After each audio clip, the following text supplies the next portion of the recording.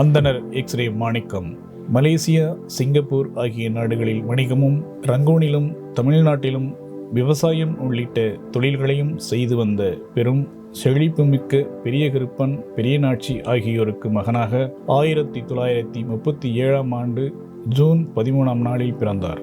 இரண்டாம் உலகப் போருக்கு பின்னால் தந்தை ரங்கூனிலேயே தங்கிவிட தாயாருடன் வசித்து வந்த மாணிக்கம் 1958ஆம் ஆண்டு ஜனவரி 20ஆம் நாள் ரயில்வே துறையில் பணிக்கு சேர்ந்து 1989ஆம் ஆண்டு ஏப்ரல் 30ஆம் நாள் விருப்ப ஓய்வு பெற்றார். அரசு பணியில் இருந்த 33 ஆண்டு காலத்திலும் ஓய்வுக்கு பிறகான காலத்திலும் சமூக பணியை மூழ்ச்சென வாழ்ந்தார். இறுதி காலத்தில் சிவகங்கை மாவட்டம் குறிகாடிப்பட்டி என்னும் சொந்த சிற்றூரில் தன் இணையர் சிவபாக்கியம் அம்மையாருடன் வசித்து வந்த அவர் 2023ஆம் ஆண்டு ஜூன் 9ஆம் நாள் இயற்கை எய்தினார். சமூகத்தையும் அதன் சிக்கல்களையும் ஊடுருவி பார்த்துணர்வதில் வல்லவராக அவர் திகழ்ந்ததனால் எக்ஸ்ரே என்னும் அடைமொழியுடன் எக்ஸ்ரே மாணிக்கம் என்று பெயர் பெற்று விளங்கினார். சகோதரர் மாணிக்கம் அவர்களை பற்றி நான் அடிக்கடி நினைப்பது உண்டு. சற்றேறக்குறைய அரை நூற்றாண்டு காலம் தமிழகத்திலே ஒடுக்கப்பட்ட பிற மக்களுடைய பிரச்சனைகளை முன்வைத்து அவர்கள் உரிமை போராட்டங்களை பல பகுதிகளிலே முன்னின்று நடத்தி களப்பணியாற்றியவர். சிறந்த கருத்தியலாளர், அம்பேத்கரிய சிந்தனையாளர், பௌத்த நெறியாளர். எல்லாவற்றுக்கும் மேலாக வாழ்நாளில ஒரு சீரிய லட்சியத்துக்காக தன்னை அர்ப்பணித்து கொண்ட ஒரு சீரிய கொள்கைவாதி. அது பாசல் அம்பேத்கருடைய புத்தாண்டிஸ் தம்மா என்கிற பௌத்தர்களுடைய ஒரு பைபிளை போல, குரானை போல ஒரு வழிநூலான அந்த பௌத்த நூலை தமிழிலே கொண்டு வர வேண்டும் என தீராத வேட்கையை வைத்திருந்தவர். அதற்காக பல ஆண்டுகள் தன்னை அர்ப்பணித்து கொண்டவர். முதல்ல எக்ஸ்ரே மாணிக்கம் என்ற பெயர் எனக்குள் உள்வந்ததே பாபா சாஹிப் டாக்டர் அம்பேத்கருடைய அற்புதமான படைப்பான புத்தா அண்டிகிஸ் தம்மா என்ற நூலினை புத்தமும் தம்மமும் என்று பேராசிரியர் பெரியார்தாசன் அவர்கள் தமிழில் மொழிபெயர்த்த அந்த நூலுடைய முன்னுரையில் ஐயா பெரியார்தாசன் சொல்லியிருப்பார். அதில் ரொம்ப முக்கியமாக எக்ஸ்ரே மாணிக்க ஐயா அவர்களுக்கு நன்றி சொல்லியிருப்பார். இந்த மொழிபெயர்ப்புக்கு மிகவும் உறுதுணையாக இருந்தவர் அப்படின்னு சொல்லியிருப்பார். முதல்ல எக்ஸ்ரே மாணிக்கம் எழுதுனது தான் இந்த புக்கில் இருக்குங்க. புத்தரும் அவர் தம்மமும் பௌத்தம் ஒரு பார்வை எக்ஸ்ரே மாணிக்கம் அவரது தான் முதல் பகுதியில் இருக்கும். அடுத்த பகுதியில் புத்தரும் அவர் தம்மமும் நூலின் உள்ள நுழைய முன் அப்படின்னு நான் எழுதியிருப்பேன். அதுக்கு பிறகு தான் பெரியார்தாசனுடைய அந்த இது இருக்கும். புத்தரும் அவர் தம்மமும் அவருடைய இது இருக்கும். எக்ஸ்ரே மாணிக்கம் அவங்களுடைய முக்கியமான ஒரு பங்களிப்பாக இந்த மொழியாக்க நூலை குறிப்பிட முடியும்.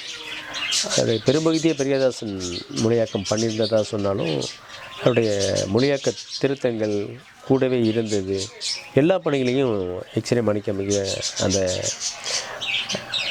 நூலாக்க பணியில் இருந்தார் அப்படிங்கிறத பெரியார்தாசன் குறிப்பிடுறாரு. அந்த வகையில் அவருடைய மிக முக்கியமான ஒரு பங்களிப்பாக இந்த நூலுடைய மொழியாக்கத்தை சொல்ல முடியும். நேரில் நான் ஒரு முறை பேராசிரியர் பெரியார்தாசனிடம் பேசி கொண்டிருந்த பொழுது இவர் எக்ஸ்ரே மாணிக்கம் ஐயாவுடைய பங்களிப்பு இந்த நூல் வெளிவருவதற்கு எவ்வளவு சிறந்தது என்பதை சொல்லியிருக்கிறார். தனியாக திருவல்லிக்கேணியில் ரூம் போட்டு நைட் அண்ட் டே உட்காந்து இதை சரி பார்த்து இந்த புத்தகத்தை நாங்கள் வெளியிட்டோங்க.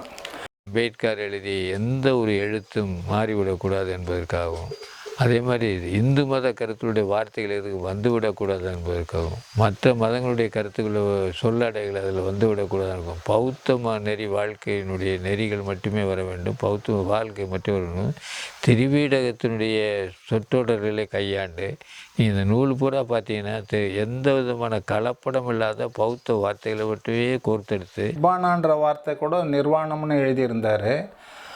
எங்கள் மூலமாக தான் அதுக்கு நிப்பானன்றதை அவர் தெரிஞ்சுக்கிட்டாரு. நிப்பானா என்கிறது பாலிமொழி சொல்லு, நிர்வாணா என்கிறது சமஸ்கிருத சொல்லு. இந்த வார்த்தைகளை எப்படி கையாளுறதுன்னா, இன்றைக்கு உள்ள தேரவாத பௌத்தம் என்பது பாலிமொழியிலேயும், மகாயான பௌத்தம் என்பது சமஸ்கிருத மொழியில் இருக்கிறது. ஆகவே இந்த மொழியில் எப்படி கையாள்வது?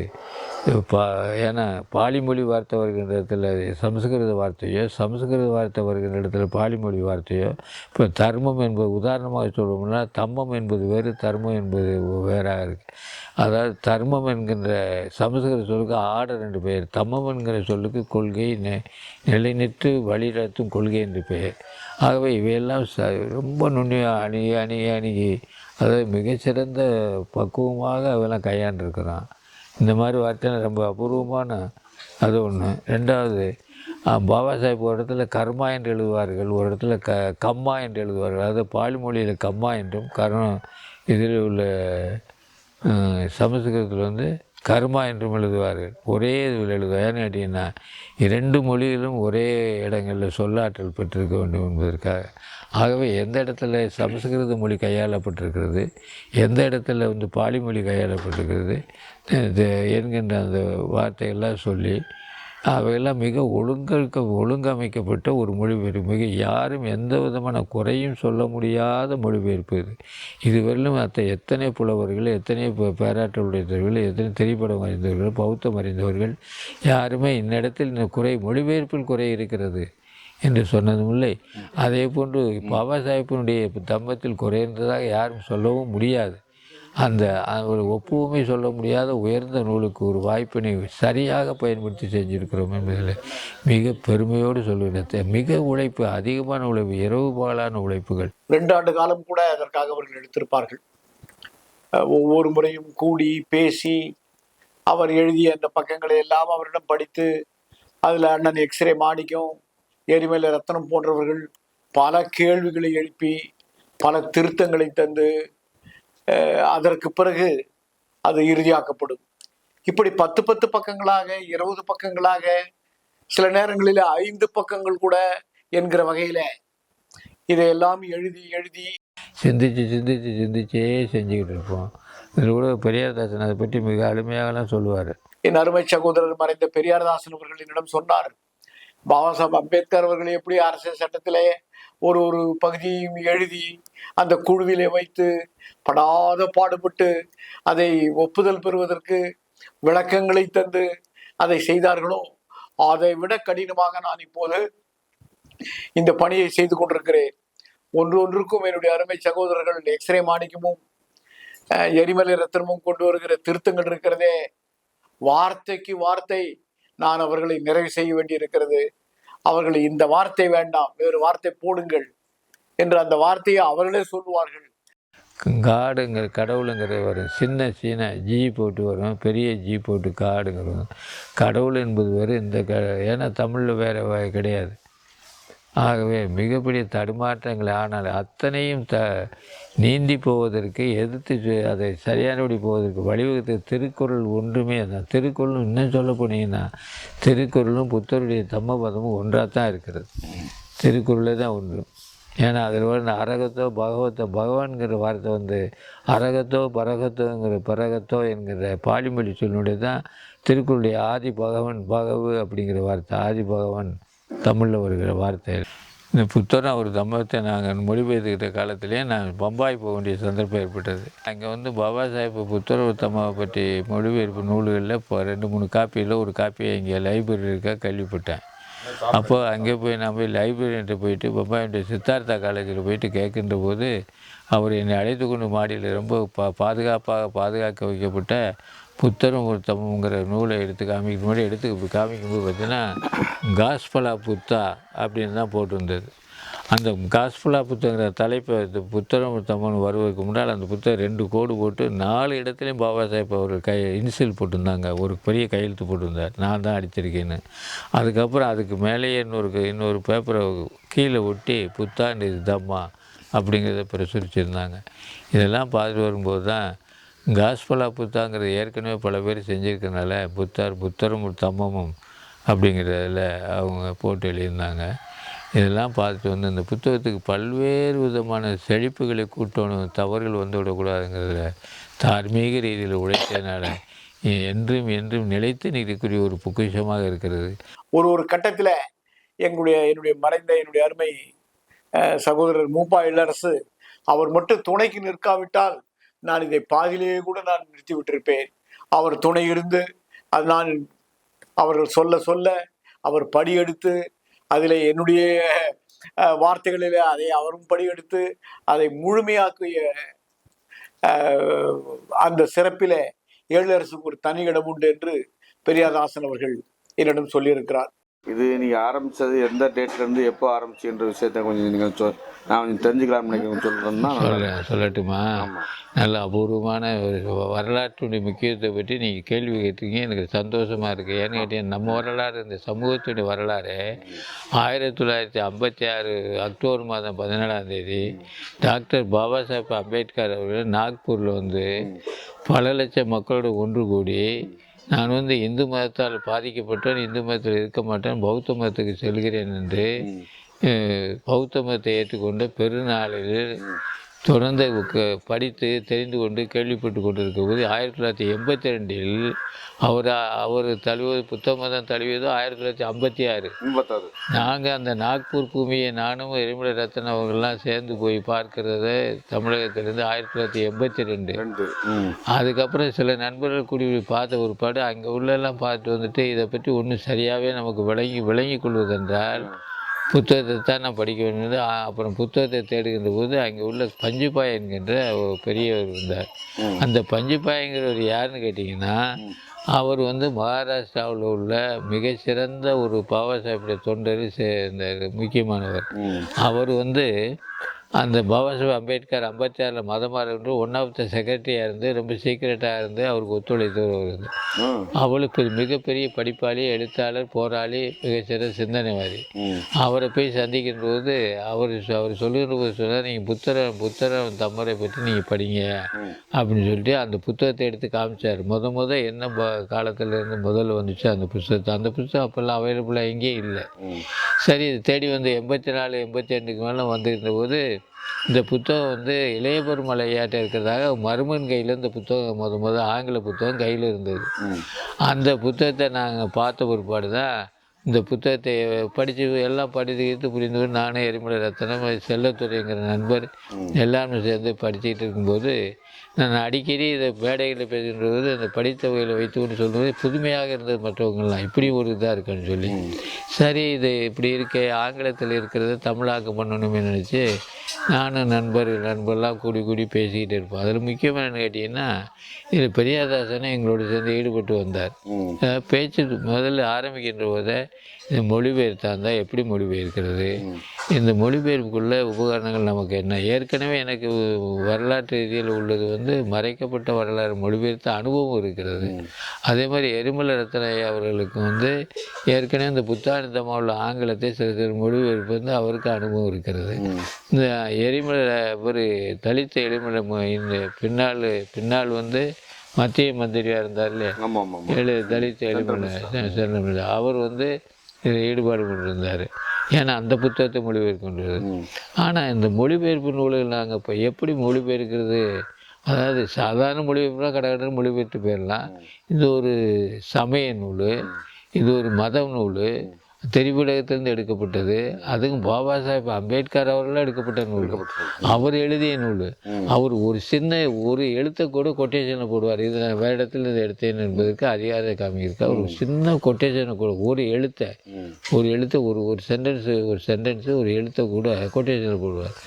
அப்போ இப்படிலாம் இருக்கும்போது இவ்வளோ பெரிய புத்தகத்தை நம்ம செய்வதற்கு தகுதியும் திறமையும் நமக்கு உண்டா அப்படின்னு நினைக்கும்போது, ஏன் நமக்கெல்லாம் உள்ள, ஏன்னா படிக்க பல புத்தகங்கள் படிச்சிருந்து மதங்களை பற்றி ஆய்வு பண்ணி இருக்கின்ற போது அப்புறம் நாங்கள் ஸ்டடி அப்படின்னு சொல்லிட்டு பைபிளை எப்படி மொழிபெயர்த்துக்கான அது எங்களுக்கு விளங்கவே இல்லை. அடுத்தாப்புல குரானை எப்படி மொழிபெயர்த்தான்னு அது கரெக்டு முறையாக இருந்தது. இதெல்லாம் விட்டு விலக்கி விட்டுட்டு சமண காவியமாகிய நூலை படித்து பார்த்தோம். அந்த மொழிபெயர்ப்பு நல்லா இருந்தது. ரஷ்யாவில் ஒரு மொழிபெயர்ப்பு தன்மை பற்றி வந்தது. அது எங்களுக்கு முதல் வழிகாட்டியாக இருந்தது.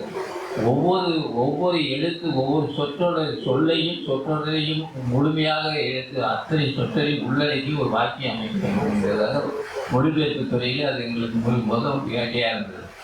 அட்டாண்டம் அப்படியே எடுத்து மொழிபெயர்ப்பது என்பது வேறு. அதோடு ஒரு வார்த்தை தீ கூட விடாமல் மொழிபெயர், அதுக்கு ஒரு உயிர் அப்படிங்கிற போது அதில் எப்படி அமைப்பது மிக தடுமாற்றத்துக்கு உட்பட்டோம். ஆனால் எங்களுக்கு கைவிட்டது யாரு தெரியுமா? மிகப்பெரிய கைவிப்பாக இருந்தது. திருக்குறள் எடுத்தோம்.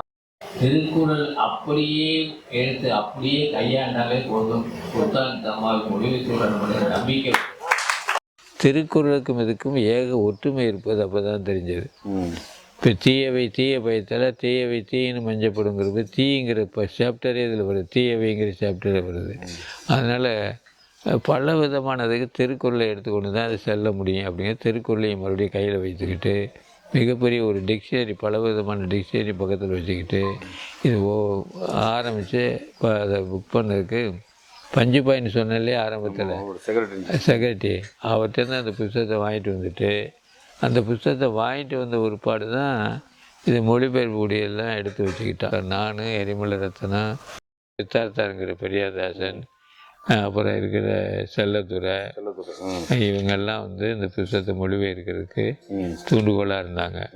அந்த தூண்டுகோலாக இருந்தாலும் மொழிபெயர்த்தெல்லாம் முடித்த பிற்பாடு, நான் சுருக்கமாக அந்த மொழிபெயர்ப்பெல்லாம் முடித்த பிற்பாடு இந்த இதுக்கு எங்களுடைய பத்திரிகை சிவில் உறுப்பு பத்திரிகை இருந்ததுனால இந்த மாதிரி இந்த பத்திரிகை ஒன்று புத்தகம் பாபா சாஹேப் அம்பேத்கருடைய புத்தகத்தை மொழிபெயர்த்து வச்சுருக்குறோம், ஆகவே வெளியிடணும் அப்படின்னு சொல்லிட்டு எல்லா பெருமக்களும் வந்திருந்தாங்க. இது எங்கே இந்த கூட்டத்தை நாங்கள் கூட்டணும்னு சொன்னால் பெரம்பூரில் பௌத்த மகாசபையில் தான் அதை கூட்டணும். ஏன்னா அதுக்கு சரியான இடம் பௌத்த மகாசபை தான். அங்கே கேட்டோடனே தாராளமாக நீங்கள் செய்யலாம் அப்படின்னு சொன்னாங்க. அங்கே வச்சு பல பேரை கூட்டினோடனே நாங்கள் நான் தான் கேள்வி கேட்டேன், இந்த புத்தகத்திற்கு முன்பணமாக கொடுக்கணும். ரொம்ப குறைவாக தான் முன்பணம். நான் தனிப்பட்ட முறையில் முன்பணம் யார் என்ன கொடுக்கணும்னு அதில் மெம்பர்கள்லாம் குறிப்பிட்டிருக்கோம். அந்த மெம்பர்கள்லாம் ஒவ்வொருத்தரும் அத்தனை மெம்பர்களையும் வேணும் இருக்கிறாங்க.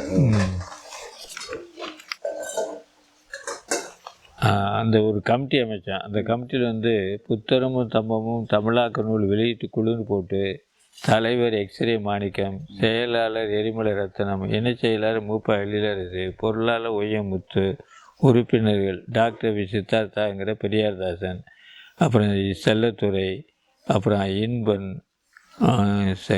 கங்காத்துறை, புலவர் திருமதி சந்தோஷமுத்து, மனோரன் பி, தன்மானம் தயாளன், ஏஎம் சாமி, எம்கே அட்சயகுமார்,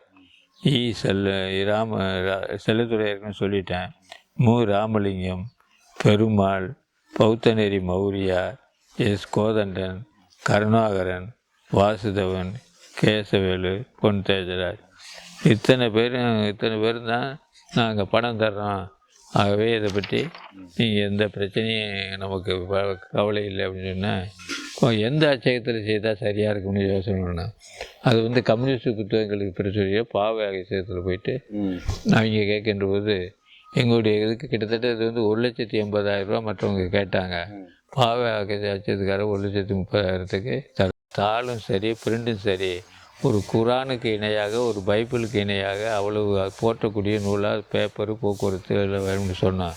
அந்த வடிவமைப்பு எப்படி இருக்குன்னு சொன்னீங்கன்னா ஜலந்திலிருந்து வெளியிட்ட பகவான்தாஸ் பாபாசாவுடைய பஞ்சாபியர் வந்து மிகச்சிறந்த தொண்டராக இருந்து பல நூல்கள் எழுதிய சுப்ரீம் கோர்ட்டில் அவரால் சந்திச்சுக்க நேரம் போயிட்டு சுப்ரீம் கோர்ட்டில் இருந்தவர். அப்போ அங்கேருந்து வருகின்ற போது இந்த புத்தகத்தினுடைய கெட்டப்லாம் இதில் இருந்தது.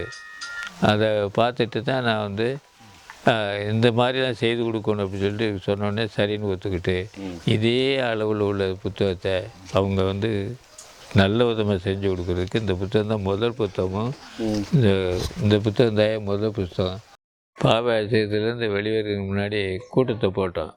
கூட்டத்தை விட நான் தரேன் நீ தரேன் 1000 நிறையா வந்திருந்தான். இந்த பத்திரிகை நம்மகிட்ட இருந்தது. சுண்டு பிரச்சனை போட்டோம். பல பேர்கிட்ட கூட்டங்களுக்கு போக சொன்னேன். இந்த மாதிரி கூட்டம் நிறைய அதாவது புத்தரும் ஒரு தம்மத்தையும் தமிழாக்கம் பண்ணி கொண்டு வர போகிறாங்கிற செய்தியே மிகப்பெரிய செய்தியாக இருந்தது. அதில் கருப்பண்ணு அன்பு பொண்ணு இன்னும் பெரிய பெரிய ஐயா இளைய பெருமாள் தலைவரெல்லாம் சொல்லாமலே வந்தாங்க. அன்றைக்கி வந்திருந்தோடனே அந்த குறிப்பிட்ட மேலே ஏற்கனவே குறிப்பிட்ட நண்பர்கள் நாங்கள் பணம் தாரேன்னு சொன்னாங்க. அவங்க எல்லாம் கொடுங்க அப்படின்னு சொல்லி நாங்கள் சொன்ன ஒரே ஒரு கண்டிஷன், யாருக்கும் பணம் திருப்பி கொடுக்க மாட்டாது. அவர்களுக்குள்ள புத்தகம் எவ்வளோ குறைவான விலையில் போட முடியுமோ அவ்வளோ குறைவான விலையில் போடும். எந்த லாப நஷ்டம் பார்க்கக்கூடாது. இந்த புத்தகத்தை வந்து அவர்கள் கொடுக்கின்ற காசுக்கு தகுந்த திருப்பி புத்தகங்களாக தரப்போகிறோம். நீங்கள் விற்பதோ வைத்துக் கொள்வதோ அது உங்களுடைய பொறுப்பு இஷ்டம் அப்படின்னு சொன்னான். ஆனால் யாருக்கு எவ்வளோ பணங்கிறது சொல்லலை. உடனே ஒய்யமுத்துங்கிற அந்த ஒய்யமுத்து இங்கே ஜிகேஎம் காலனியில் இருந்தாங்க. அவர் ஆசிரியர் ஹெட்மாஸ்டர், அவங்க மிஸ்ஸஸும் ஹெட்மாஸ்டர்ஸாக இருந்தாங்க. நான் பாதி பணத்தை தரேன் அப்படின்னு 70,000 முதல்ல சொன்னார். அவர் வந்து 75,000 ரூபா கொடுத்தாருங்க. அதுக்கு போட்டியாக நான் 5,000 தரேன் பார்த்தாங்க. எவ்வளவு தேவைன்னு மிச்சம் 70,000க்கு மாற்றினேன். ஆளுக்கு கொஞ்சம் கொடுத்தா போதும் அப்படின்னு சொல்லி பணத்தை யார்ட்டையும் வாங்காமல் இந்த குறிப்பிட்டவர்கள் மட்டும் கொடுத்து அந்த பணங்களை வாங்கி பாவை அச்சகத்தில் கொண்டு அதை கொடுத்தோம். அதை கொடுத்த பிற்பாடு தான் அங்கே உள்ள பாவை அச்சகத்தில் வந்து பார்த்தோன்னே சந்தோஷப்பட்டாங்க. நான் சொன்னேன், ஏற்கனவே வந்து இந்தி மொழியில் வந்து ஏற்கனவே பாபா சாஹிப் புத்தகங்கள்லாம் மொழிபெயர்ப்பு வந்திருக்கு மத்திய கவர்மெண்ட்னால. தமிழகத்துக்கு வரும்போது உங்கள் கைக்கு வந்து சேரும்னு சொன்னது மாதிரி அது பின்னாடி நிகழ்வு. ஆனால் முன்னாடி ஒரு எண்ணத்துலேயும் அவங்களுக்கு வந்து ஒரு நல்ல எண்ணத்தை உண்டு பண்ணணுங்கிறதுக்காக அதை சொல்லும்போது அவருக்கு வந்து இதில் வந்து 20,000 ரூபா குறைச்சி கொடுத்து அதை நம்ம சொல்லணும். அதுக்கு பின்னாடி இந்த புத்தகம் வருகின்ற போது அதுக்கு விழா வைத்தோம். ஆந்திர மகள சபையில் இது பக்கத்தில் சென்ட்ரல் பக்கத்தில் இருக்க மிகச்சிறந்த பில்டிங்கில். அதாவது எதையுமே ஒரு மரியாதைக்காகவும் கெட்டப்பாகவும் பாபா சாஹிப் அம்பேத்கருடைய நூலுக்கு மரியாதை கொடுக்கணும். சாதாரண இடங்கள் இருக்கக்கூடாதுக்காக மிகப்பெரிய பிரமாண்டமான மகிழ சபாவில் ஏற்பாடு பண்ணி எல்லா தலைவர்களும் வந்திருந்தாங்க. தமிழர்லேருந்து எல்லா விதமான தலைவர்களும் வந்து மிகப்பெரிய சிறப்பாக அதை வெளியிட்டான். அந்த வெளியீட்டு விழாவிலே பங்கேற்கிற அந்த வாய்ப்பை அந்த இளைவனாக இருந்த எனக்கும் அவர்கள் தந்தார்கள். ஒடுக்கப்பட்ட மக்களின் வரலாற்று கருவூலமான பொன்னுசாமி என்கிற அன்பு பொன்னோவியம், அவரோடு துணை நின்ற இந்திய குடியரசுக் கட்சியில மாநில செயற்குழுவில் நீண்ட காலம் பணியாற்றிய மறைந்த அன்பு அண்ணன் மேல்முனிசாமி, முடியரை என்கிற ஆனந்தா, சிவபிரகாசம் என்கிற கபிலா அவர்கள் கண்ட கனவை அன்றைக்கு நிறைவேற்றினார்கள். அந்த நூல் வெளியிடப்பட்டது.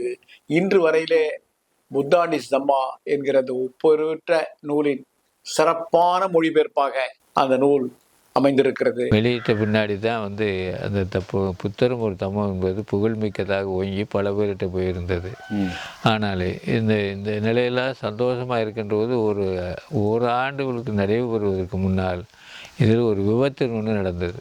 இது என்ன பண்ணாங்க, தாய்வானுக்கு அனுப்பி இதில் இருக்கிற இந்த 17 பக்கம் நாங்கள் எழுந்து எல்லாத்தையும் எடுத்துட்டு தாய்வானுக்கு அனுப்பி இதை வந்து பப்ளிஷ் பண்ணி 1000 ரூபா 100 ரூபான்ற கணக்கில் விற்றுருக்காங்க. இதுதான் முக்கியமானது. பாபா சாஹிப்பின் புத்தரும் ஒரு தம்மமும் தமிழாக்க நூல் வெளியீட்டு குழுங்கிற பேரில் 10 விநாயகர் காலனி, தென்மலை நகர், குளத்தூர், சென்னை 99லேருந்து அந்த புத்தகம் வெளிவருகிறது. அந்த இதனுடைய முழு பொறுப்பும் முழு ஆசிரியர் துணை பொருளுக்கே சொந்தம் என்று வலியுறுத்தப்பட்டிருக்கிறது. ஆனால் ஒரே ஒரு இதில் ஒரு குறைன்னு சொல்ல முடியாது. விட்டு போனது என்ன, ரிஜிஸ்டர் பண்ணுறதுக்கு நேரங்காலம் எங்களுக்கு இல்லாதனால உடனேயாக வெளியிட்டு எல்லாருக்கும் புத்தகம் கொடுத்துட்டோம். ஏன்னா பல நாட்கள் ஆகி போச்சுங்க. இந்த காலகட்டத்தை பயன்படுத்தி கொண்ட அன்பன் பெரியார்தாசனுக்கு சொல்லி கொடுத்து தாய்லாந்துக்கு எழுதி அனுப்பி இந்த புத்தகத்தை தாங்களே தயார் பண்ணதாக எங்களுடைய முறைப்பு அத்தனையும் விட்டு புத்தகம் வெளிவருகிறது. அந்த நேரத்தில் நான் இங்கே இல்லை. நான் இல்லாததுனால அது எனக்கு அது பின்னாடி இங்கே தான் தெரிய வந்தது. உடனே இங்கே வந்த உடனே இதை வந்து தாய்வானுக்கு அனுப்பி போட்ட பெரியார்தாசன் மேலேயும் அன்பன் ஒரு தம்பி, அவனுக்கு ஒன்றுமே தெரியாது. அவனுக்கு நான் தான் சொல்லி கொடுத்தேன் எல்லாத்தையும். அவனை நான் தான் நாக்பூருக்கு கூட்டிகிட்டு போனேன். பெரியார்தாசனையும் நான் தான் நாக்பூர் டிக்கெட் எல்லாமே கூட்டிகிட்டு போனேன். எங்களை சென்ட் அப் பண்ண அந்த பெரியார்தாசனை அங்கே கூட்டிகிட்டு போனோம். அதுக்கு பிறகு வந்து இந்த புக்கு இவங்க போட்டதுனால இதை வியாபாரம் பண்ணுறதுக்கு ஆரம்பித்தாங்கன்ட்டு கேஸ் போட்டாங்க. காஞ்சிபுரத்தில் நானும் மாணிக்க சாரும் போயிட்டு, மதியழகன்ட்டு ஒருத்தர் காஞ்சிபுரத்தில் இருக்கார் வக்கீல், அவர் இந்த கட்சியை சார்ந்தவர் தான். அவர்கிட்ட வந்து அவர் சரியாகவே நமக்கு இது பண்ணாமல் அதில் இவங்க எல்லாம் போயிட்டு அவங்ககிட்ட என்ன பண்ணாங்கன்னு தெரியாது. அந்த கேஸ் அப்படியே இதாகி போச்சுங்க. தியாகம் பண்ணோம் நாங்கள். இந்த மாதிரி வந்து பல பிரச்சனைகளில் இங்கே இப்போ கும்மிடிவண்டி பக்கத்தில் ஒரு வில்லேஜ் கவர்மெண்ட்டு டிவி கொடுத்தான். அந்த டிவியை கொண்டு போய் பேக்வர்ட் கம்யூனிட்டிக்காரன் அவங்க ஏரியாவில் வச்சுக்கிட்டான். அவங்க ஏரியாவில் வச்சதுனால இந்த மக்கள் போய் அதை பார்க்க முடியாத ஒரு சூழ்நிலை ஆகிப்போச்சு. அதனால் அவங்க வந்து அங்கே போனால் நீங்கள் இங்கே வராதிங்க அப்படின்னு அவங்கள விரட்டி அடித்து பெரிய அது கலவரமாயிட்டு ஒரு நாள் நைட்டு வந்து எல்லாம் சமையல் பண்ணிட்டு இருந்த பாத்திரங்களெல்லாம் அப்படியே எடுத்து போட்டு உடச்சி அந்த ஊரையே கும்மிடிவண்டி பக்கத்தில் ரொம்ப கலவரமாகி போச்சு. அதுக்கப்புறம் அங்கே இருந்த மக்கள் வந்து சுந்தரராஜன் தலைவர் சுந்தரராஜன்கிட்ட சொல்லி சுந்தரராஜன் நான் மாணிக்கம் எக்ஸ்ரே மாணிக்கம் எல்லாம் அந்த ஊர் வில்லேஜுக்கு போய் கும்மிடிவண்டி பக்கத்தில் இருக்கிற ஒரு வில்லேஜுக்கு போயிட்டு போலீஸில் கம்ப்ளைண்ட் பண்ணி போலீஸ் எஸ்கார்ட் போடணும். டெய்லி அங்கே வந்து நைட் அண்ட் டே போலீஸ் இருக்கணும் அந்த கிராமத்தில் அப்படின்னு சொல்லி அதுக்கப்புறம் அந்த வில்லேஜில் போயிட்டு அந்த டிவி எடுத்துகிட்டு வந்து இந்த கிராமத்தில் வச்சுட்டு அதுக்கப்புறம் இங்கேருந்து நான் எங்களுடைய டிபார்ட்மெண்ட்டு, நான் வேலை செஞ்ச டிபார்ட்மெண்ட்டு, எக்ஸ்ரே மாணிக்கம் வேலை செஞ்ச டிபார்ட்மெண்ட்லலாம் அது பணம் கலெக்ட் பண்ணி இங்கேருந்து கும்மிடிப்பூண்டி போயிட்டு அந்த மார்க்கெட்டில் அரிசி பருப்பு உப்பு மிளகாய் எல்லாம் வாங்கிட்டு போயிட்டு அந்த மக்களுக்கு நாங்கள் சப்ளை பண்ணோம். இப்படி சமூக பிரச்சனைகளை மட்டும்தான் நானும் அவரும் பேசணும். அதுக்கு அதை வந்து மற்ற யாரும் பேசினாங்கன்றது வந்து எங்களுக்கு முன்னால் பேசுனதா வரலாறு இல்லைன்னு தான் நான் சொல்ல முடியும். வெள்ளிக்கிழமை நாங்கள் கிளம்பணுமானா வீட்டில் குழந்தை சாப்பிட்டதா, பிள்ளைங்க நான் உடம்பு சரியில்லையா, மனைவிக்கு உடம்பு சரியில்லையா அவருக்கும் தெரியாது எனக்கும் தெரியாது. திங்கட்கிழமை தான் வரும். வந்து நான் அப்படியே ஆஃபீஸ் போயிடுவேன். ஆஃபீஸில் போய் பாத்ரூமில் போய் குளிப்பேன். அங்கே சோப்பெல்லாம் வச்சுருப்பேன். அப்போவே ஒரு குடும்பத்தை நினைக்க மாட்டார். இவருக்கு வேண்டியது மக்கள். தமிழ்நாட்டில் ஒரு 40-50 ஆண்டுகளுக்கு முன்பாக அம்பேத்கருடைய இயக்கம் ரொம்ப தீவிரமாக ஒரு சில நபர்களாக குறிப்பாக வட தமிழகத்தில் தீவிரமான ஒரு செயல்பாட்டோடு இயங்கிட்டு இருந்தது. வாசிப்பு, மொழியாக்கம், பத்திரிகைகள் நடத்துகிறது, கூட்டங்கள் நடத்துகிறது, இந்த மாதிரி செயல்பாட்டில் நிறைய படித்தவர்கள், வேலைக்கு போனவங்க வார இறுதி நாட்களில் நண்பர்களாக சேர்ந்து பல கிராமங்களுக்கு போய் இரவு நேரத்தில் அம்பேத்கரோட கொள்கையில் பிரச்சாரம் பண்ணக்கூடிய வேலைகளை ஈடுபட்டிருந்தாங்க.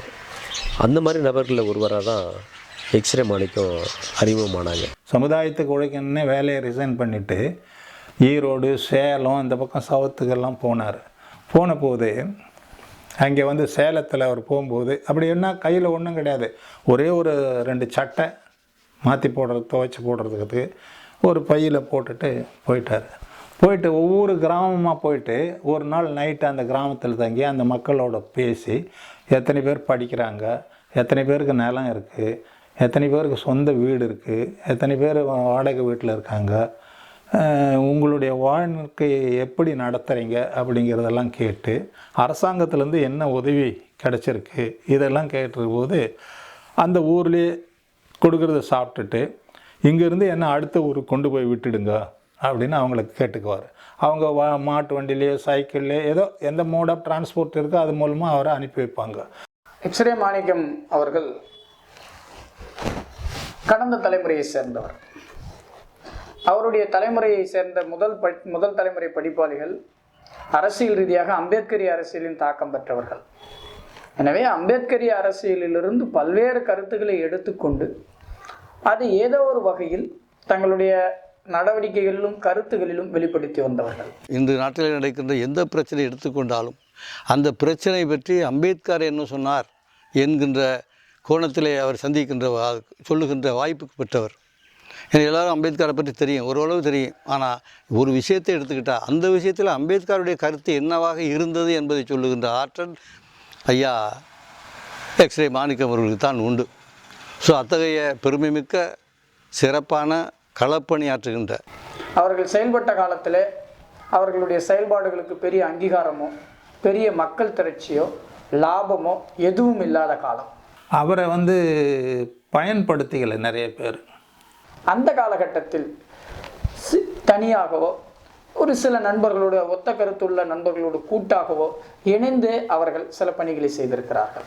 நானும் அன்பு பொன்னோவியம், எரிமலை ரத்தனம், நாகராஜன், பிக்குவாக இருக்கிற நாகராஜன், இன்னும் பல்வேறு செல்லத்துறை இவர்களெல்லாம் பல்வேறு ஊர்களுக்கு சென்று இந்த மக்களுடைய பூர்வீக வரலாற்றில் எப்படி இருக்குன்னு பார்த்தால் பௌத்த கலாச்சாரத்தை கைவிடுவது வரலாறுலாம் சேகரித்து அதை வைத்திருக்கு. நானும் அவரும் சேர்ந்தது போது தான் ஓரளவுக்கு எல்லா இடங்கள்லையும் போயிட்டு இந்த கருத்துக்களை சொல்கிறதுக்கு ஆரம்பித்த மொழியே. அதுக்கு முன்னாடியே கிராமங்களில் போய் யாரும் சொன்னதான் எங்களுக்கு இல்லை. உண்மையாக சின்சியராக ஏமாற்றாத, மற்றவங்க இதுக்கு ஆசைப்படாமல் மக்கள் நலன்தான் என்னுடைய நலம், இந்த தந்தைக்கும் தாய்க்கும் மக்கள் இனமான இந்த சமுதாயத்துக்கும் என்னால் தினையளவு நலமேனும் கிடைக்கும் என்றால் நான் செத்தொழியோனாலே எனக்கு திருநாள் அப்படின்னு நானும் நினைக்கிறேன்.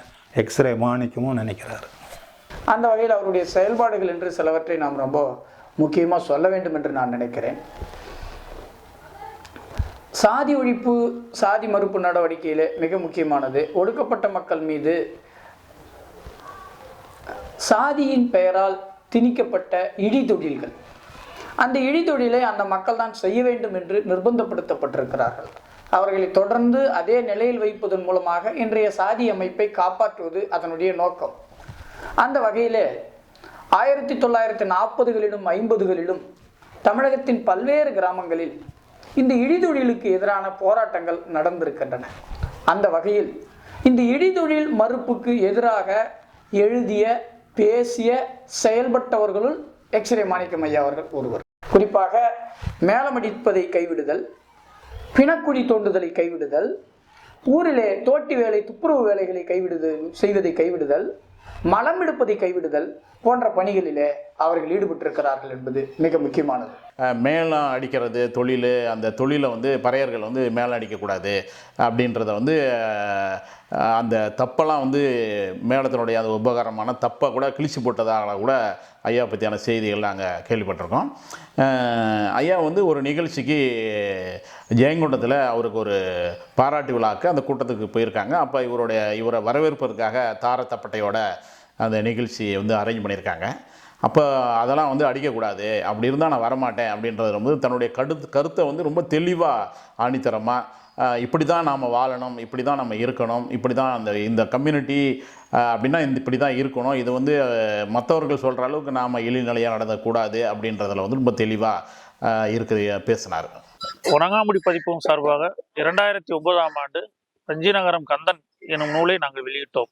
மேலூர் பக்கத்தில் வஞ்சிநகரம் என்கின்ற கிராமத்தில் கந்தன் என்பவர் பறையடிக்க மாட்டோம் என்று சொன்னதற்காக இவ்வளவு கொடூரமாக கொல்லப்பட்டிருக்கிறாரா என்று வஞ்சிநகரம் கந்தன் என்கின்ற புத்தகத்தை அவரே வெளியிட்டார். தலித்துகள், குறிப்பாக பறையர்கள் பறையடிப்பது அப்படிங்கிறது ஒரு இழிவான ஒரு தொழிலாக தான் பார்க்கப்படுது.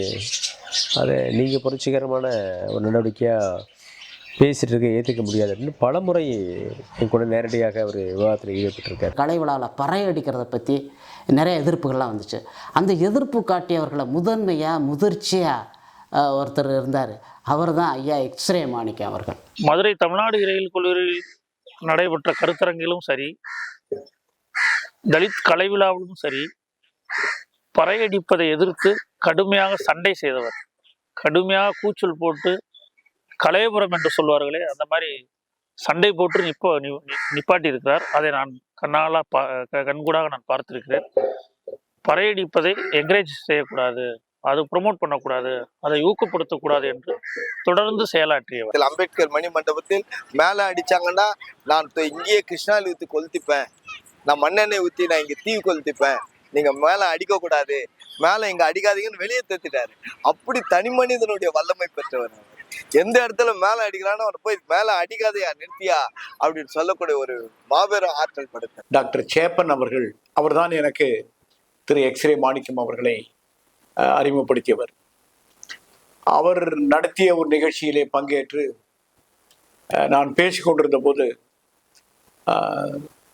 ஏன் நம்முடைய முந்தைய பண்டைய கலாச்சாரமான இந்த மேளத்தை ஒரு இசைக்கருவியாக மட்டும் கருதி அதன் தன்மைகளை உணர்ந்து அதன் பெருமைகளை பறைசாற்றுகிற வகையில் மாநில அரசும் மத்திய அரசும் சுதந்திர தின விழா கொண்டாட்டங்களிலே, குடியரசு தின விழா கொண்டாட்டங்களிலே அதை பயன்படுத்தினால் என்ன? இதை நான் சட்டமன்றத்தில் கூட பேசியிருக்கிறேன். ஏன் ஐநா சபைக்கு இங்கிருந்து கலாச்சார பரிவர்த்தனை செய்கிற போது இதுதான் எங்களுடைய கலாச்சாரம் என்று இந்த கலாச்சார பரிவர்த்தனையில இந்த இசைக்குழுவை எல்லாம் அங்கே அனுப்பி வைத்தால் என்ன என்று நான் பேசினேன். பேசிக்கொண்டிருந்த போதே ஒரு குரல், நிறுத்து தம்பி, நீ என்ன பேசுற? என்ன இதனுடைய கொள்கைக்கு உடன்பட்டதா? எந்த தலைவர்கள் நம்முடைய சமூக மக்கள் இந்த பறை மேளம் அடிப்பதை தடுத்து நிறுத்த வேண்டும் என்று போராடினார்களோ அந்த போராட்டத்துக்கு முரணாக நீ பேசுகிறாயா? இதுதான் உன்னுடைய கொள்கை உறுதியா என்று அந்த நிகழ்ச்சியிலே 1000 விளக்கில் நடந்த நிகழ்ச்சி, அதை ஏற்பாடு செய்திருந்தவர் மறைந்த டாக்டர் சேப்பன். அங்கே நான் அப்போதுதான் முதல் முறையாக சட்டமன்ற உறுப்பினராக தேர்ந்தெடுக்கப்பட்ட காலம். அங்கேயே என்னை பேச, அதற்கு பிறகு அண்ணன் அவர்களுக்கு நான் அதற்கு பிறகு பேசிக்கொள்கிறேன் என்று நான் அந்த தலைப்பையே விட்டுவிட்டு வேறு தலைப்புக்கு போக வேண்டிய, அப்படி அந்த உணர்வை ஒரு துளி கூட சமரசம் செய்து கொள்ளாதவர். பறையடித்தல் அல்லது கொட்டு கொட்டுதல், தப்படித்தல் என்கிற அந்த காலத்தில் கட்டாயப்படுத்தி வேலை செய்ய சொன்னார்கள். ஆரம்ப காலத்தில் இந்த நாட்டுக்கு சுதந்திரத்துக்காக போராடுகிற காலத்தில் இந்த நம்முடைய மக்கள் நம்ம சுதந்திரத்துக்கு போராடின தான் போராட்ட கையில் எடுத்தது பறையை ஒழித்து விட வேண்டும் என்பதற்காக. குறிப்பாக தென்னார்காடு, நார்த்தக்காடு, சவுத்தார்காடு, செங்கல்பட்டு, இங்கே ராமநாதபுரம் அந்த கல்லல், காரைக்குடி, சிவகங்கை, ராமநாதபுரம் இந்த வட்டங்கள் எல்லாமே இவரெல்லாம் அந்த தப்படித்தல் ரொம்ப தீவிரமாக இருந்து ஒழித்து கொண்டிருந்த காலம். இதற்காக போராட்டங்கள், அடிபிடிகள் என்னென்னமோ நடந்தது. அத்தனை காரியங்களையும் சமாளித்து நாங்கள் செய்ய மாட்டோம் என்றுங்கிறத தப்படித்து ஒழித்து கொண்டிருந்தார்கள். பல ஊர் ஒழித்து கொண்டு விட்டோம். 1942 ஷெட்யூல் காஸ்ட் ஃபெடரேஷன் ஏற்படுத்தின போதே இந்த மேளம் அடிக்கக்கூடாதுன்றதை பற்றி மிகப்பெரிய பிரச்சனை. இன்றைக்கி நாத்தார் அடிக்கல பல ஊர்களில் இதை செய்ய மாட்டாங்க. அது வன்மையாக அவங்க அன்னைக்கே விட்டுட்டாங்க. இப்போது அதுலேயும் பர்டிகுலராக ஒரு சப் கம்யூனிட்டி அதை செய்கிறாங்க. அதை எதிர்த்து அன்னைக்கு பொத்தக்கோணி அண்ணாமலைன்னு ஒரு பேர், அவருக்கு கொஞ்சம் தடியாக வாட்டமாக இருப்பார். பொத்தக்கோணின்னு பேர் நிக்நேம் கொடுத்துட்டு பொத்தக்கோணி அண்ணாமலைன்றவர் இந்த கூட்டத்தில் பிரச்சாரம் பண்ணுவார். அப்படி பிரச்சாரம் பண்ணுற போது அவர் ஒரு கிராமத்தில் வாலிபர்கள்லாம் சேர்ந்து ஒரு சங்கத்தை ஏற்படுத்துகிறாங்க. அந்த சங்கத்தில் ஒருத்தன் மட்டும் அந்த கிராமத்தில் இருக்கவன் சேர மாட்டேன்ட்டு அவன் போய் ஆண்ட வீட்டில் வேலை செஞ்சுட்டு காலையில் விடியகாலம் 5 மணிக்கெல்லாம் போனோன்னா ஈவினிங் நைட்டு தான் வருவான்.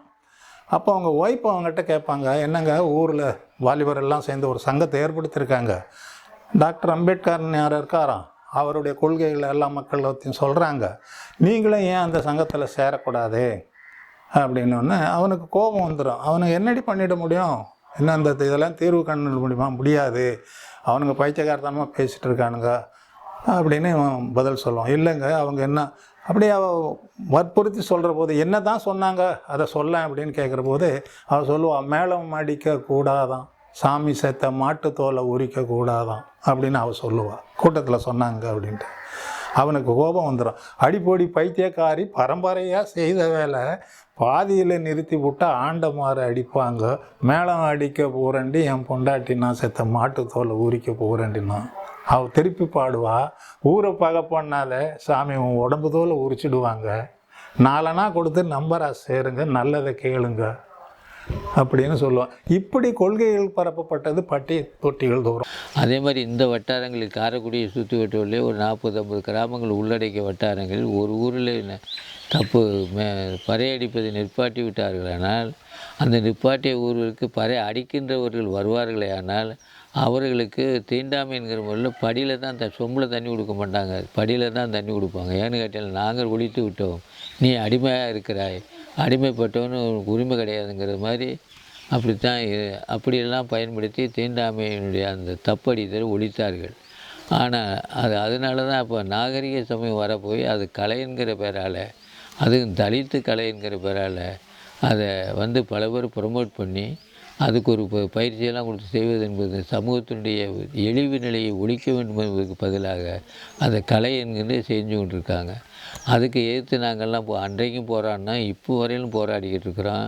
அந்த மாதிரிலாம் போராடுகின்ற காலத்தில் தான் அதுக்குன்னு ஒரு பறவை வழியாக பரவும் இழிவுங்கிறது நானும் ராஜாங்கம் ஸ்டாலின் ராஜாங்கம் போன்றவெல்லாம் ஒரு புத்தகத்தை எழுதி வெளியிட்டான்.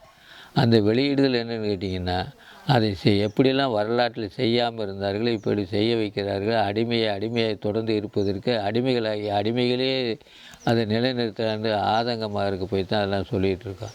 இது கலைன்னு சொல்கிறது எப்படின்னு கேட்டிங்கன்னா, அதாவது ஒருவன் இப்போ நீங்கள் குறுங்குளங்கிறதுல தஞ்சாவூர் பக்கத்தில் ஒரு இது பறையடிக்க கூப்பிட்ருக்காங்க. மருத்துவன்னா அந்த குறுங்குளத்தில் உள்ள அந்த யார் மறுத்தார்களோ அவருடைய கை விரல்களை வெட்டி 2 கையினுடைய பெரு விரலையும் வெட்டி கண்ணாடி குழுவி ஆகிய ஹார்லிக்ஸ் பாட்டில் தண்ணி ஊற்றி அதுக்குள்ளே போட்டு காட்சி பொருளாக வைத்து கொண்டு ஒருத்தர் நான் தான் செய்தேன் பத்திரிகைகள் வந்திருக்கிறது, புத்தகங்கள் வந்திருக்கு. நானே தலித்து முரசு பத்திரிகைகள் தான் எழுதியிருக்கிறேன்.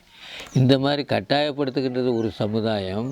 அதே இது கலை என்று சொல்லுகிறது இந்த அடிமைப்பட்ட சமுதாயம் என்றால் மானம் வெக்க ரோசம் இருக்குமே, ஆனால் அது புரிந்து கொள்ள வேண்டும். இன்னைக்கு தலைவர்கள்னு சொல்லவர்களை அந்த மேளத்தை கலைன்ற பேரில் சொல்கிறாங்க. கலை என்பது எல்லாராலும் கற்பிக்கப்பட வேண்டிய ஒன்றா இருக்கணும். இதை பற்றி நானும் எக்ஸ்ரே மாணிக்கும் பேசாத கூட்டம் கிடையாது, அதை பற்றி விவாதிக்காத இது கிடையாது. யாராவது எங்கள் 2 பேரை பார்த்தாங்கன்னா அதை வரானுங்க போகிறப்பா, மலம் எடுக்கிறது தான் மூத்திரம் எடுக்கிறது தான் பேசுவானுங்க, இவனுங்க மேலே அடிக்கிறது தான் பேசுவானுங்க, வேறு எதையும் இவனுங்களுக்கு பிரச்சனை இருக்காது, சுடுகாட்டை பற்றி தான் பேசுவானுங்க அப்படின்னு குறை சொல்லுவாங்க.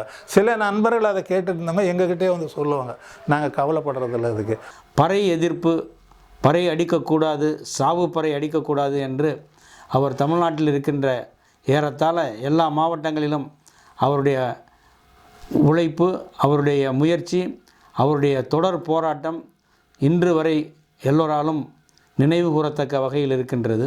பூர்வக்குடி மக்களின் பெரும் பாட்டனும் பெரும் தாதனும் ஆகிய பௌத்த பெரியவர் எக்ஸ்ரே மாணிக்கம் ஐயாவை பற்றி அடுத்து சொல்லணும்னா, இந்த மக்களை பற்றி இழிவான சொற்களை பயன்படுத்துவதை அவர் அறவே வெறுத்தார். உதாரணமாக பூர்வக்குடி மக்களை தலித் மக்கள் என்று அழைப்பதும், தாழ்த்தப்பட்டோர் என்று அழைப்பதும், ஒடுக்கப்பட்டோர் என்று அழைப்பதையும் அவர் விரும்பவில்லை. அதற்கு மாறாக பாபா சாஹேப் புரட்சியாளர் அம்பேத்கர் பயன்படுத்திய சொற்களான ஷெட்யூல்டு காஸ்ட்டுன்னு தான் நம்மளுடைய கம்யூனிட்டியை சொல்லணும். நம்ம உள்சாதியெல்லாம் சொல்கிறத விட ஒரு ஷெட்யூல் காஸ்ட் அப்படின்னு சொல்கிறது தான் கரெக்டாக இருக்கும். சில இடத்துல தாழ்த்தப்பட்டவர் சொல்கிறத அது அவர் முழுமையாக வெறுக்கிறார். ஏன்னா நம்ம டாக்டர் அம்பேத்கர் என்ன சொல்லியிருக்காரோ அதை தான் நம்ம எல்லாருமே உச்சரிக்கணும். அதை தான் ஒரே மாதிரி நம்ம இந்தியா முழுக்க ஒரே மாதிரி நம்ம சொல்லணும் அப்படிங்கிறதுல ரொம்ப அதில் அதி தீவிரமாக ஐயா இருக்கார். கேவலமான பெயர்களில் சொல்லிடக்கூடாது, தாழ்த்தப்பட்டவன்னு சொல்லிடக்கூடாது, டிப்ரெஷன் கிளாஸ். நாங்களாம் அந்த என்ன பத்திரிகை ஆரம்பிக்கும் போது எவனும் சொல்லக்கூடாதுன்னு எழுதுனேன். அந்த வார்த்தை எவனுங்கிற வார்த்தையை போட்டேன் பத்திரிகையில். தாழ்த்தப்பட்டவன் ஏன் தன்னை தர குறைஞ்சி சொல்கிறீங்க, ஹரிஜன்கிறையான்னு சொல்லிக்கிறீங்க. இந்த ஒரே ஒரு இந்த ஷெட்யூல்டு கேஸ் ஏன் கொடுத்தோன்னு இந்த மக்களுக்கு தெரியாது. தமிழகத்தில் இந்த பேர் சொல்கிறத கூட ரொம்ப அச்சப்படுவாங்க. ஷெடியூல்டு காஸ்ட்டு அப்படின்னு சொல்கிறதுக்கு சொல்லவே மாட்டாங்க. டாக்டர் பாபா சாஹேப் வந்து 1930 வட்டமேஜை மாநாட்டுக்கு போனாருன்னு சொன்னால், 1930 வட்டமேஜை மாநாட்டில் போய் அவர் என்ன கேட்குறாரு, எங்களை அப்ரஸ்டு டிப்ரஸ்டு கிளாஸ்ன்னு கேவலப்படுத்தாதீங்க, அது கேவலமான பேர் நாங்கள் மட்டும் நினைக்கல, எல்லா இனத்தவரும் நினைக்கிறாங்க, அதனால் எங்களுக்கு ஒரு கௌரவமான பேரை கொடுங்க அப்படின்னு சொல்கிறாருங்க. சொன்னதுக்கப்புறம் அவரே 2 பேர் சஜஷன் பண்ணுறாரு.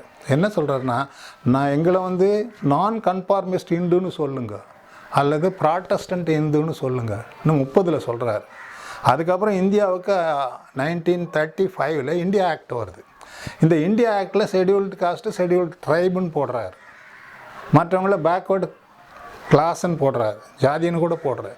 ஷெடியூல்டு காஸ்ட் இது காஸ்ட்டுன்னு போட்டுட்டு இது பண்ணுறார். இதுதான் இன்றைக்கும் அரசியல் சட்டத்தில் இருக்கிற அந்த மக்களுக்கான பெயர்.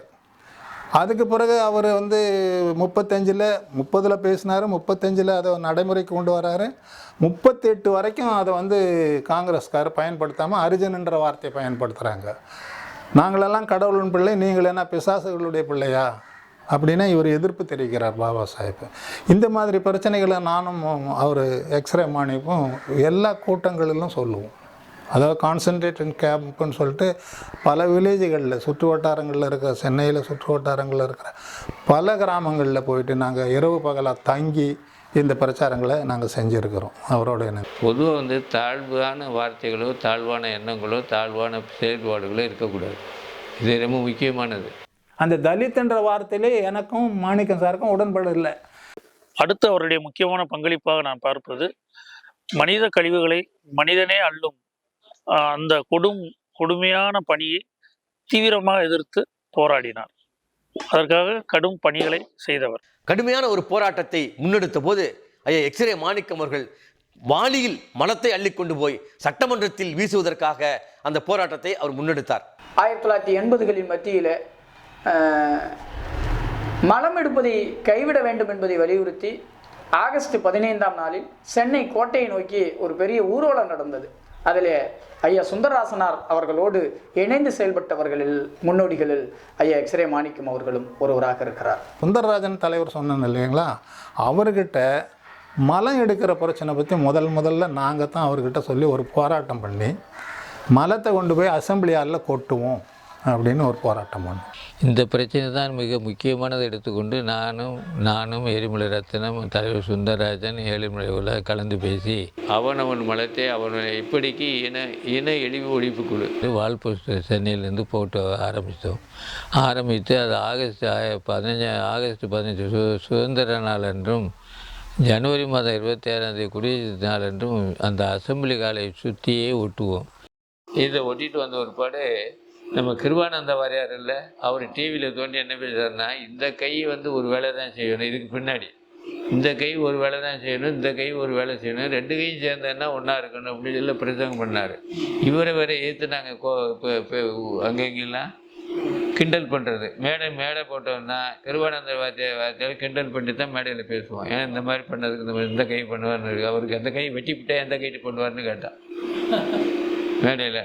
இந்த கை ஆமாம் வெட்டி விட்டான்னு ஒடிச்சு விட்டான்னு சொன்னால் அவர் வெட்டி விட்டான்னா நம்ம வெட்டணுங்கிற எண்ணத்தை உள்ளடக்கிய வார்த்தை அது. வெட்டி விட்டா வெட்ட போகிறதும் கிடையாது, வெட்டவும் கிடையாது. அப்படி அந்த வார்த்தையிலேயே ஒரு இது இருக்கணுங்கிறது அப்படிலாம் பேசி இதை போட்டுக்கிட்டு வந்தோம். இதை போட்டுக்கிட்டு வந்த ஒரு பாட பிரச்சனை ஆயிடுச்சுன்னா இன்னொன்று நினச்சேன்னா, ஆகஸ்ட் 15 அடுத்த வருஷம் வரும்போது மழை தள்ளி அசெம்பிளில் கொட்டுறது வால் போஸ்ட் அடித்தோம். இந்த இவங்க தான் மக்கள், இவங்க தான் மொத்தமே இந்த 4 பேர் தான். ஆனால் மக்கள்லாம் நிறைய காசு கொடுத்தாங்க, நிறைய பேர் திரண்டு வந்தாங்க. ஆகஸ்ட் 15 அன்னைக்கு மலத்தை அசெம்பிளி காலில் கொட்டப்படும் அப்படின்னு வாழ்ப்பு அடித்து எங்கேயும் அசெம்பிளி பக்கத்தில் தான் சுற்றி. குறைந்த மக்களில் மிக வீச்சான ஒரு காரியத்தை எப்படி செய்கிறது அப்படிங்கிற போது அன்னைக்கு வந்து இன்றைக்கி இருக்கிற தலித் எழில்மலையில் அன்றைக்கி எங்களோட இருந்தார்.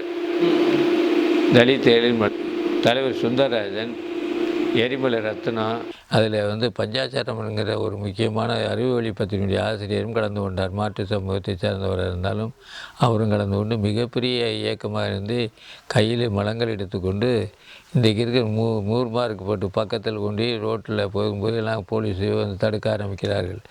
இது கூட்டம் நிறைய கூட்டு போகுது. ஏன்னா இந்த மாதிரி போடும்போது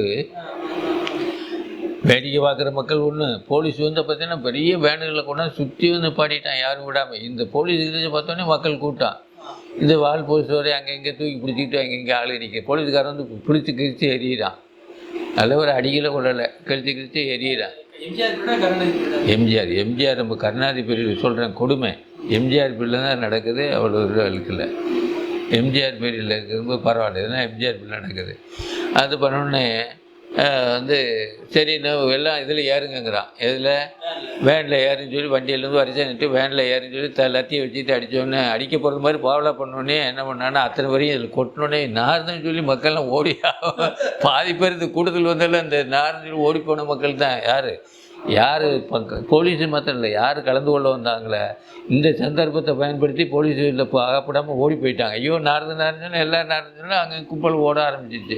கொஞ்சம் பேர் மட்டும்தான் இருந்தாலும் கூட்டிகிட்டு போனானுங்க.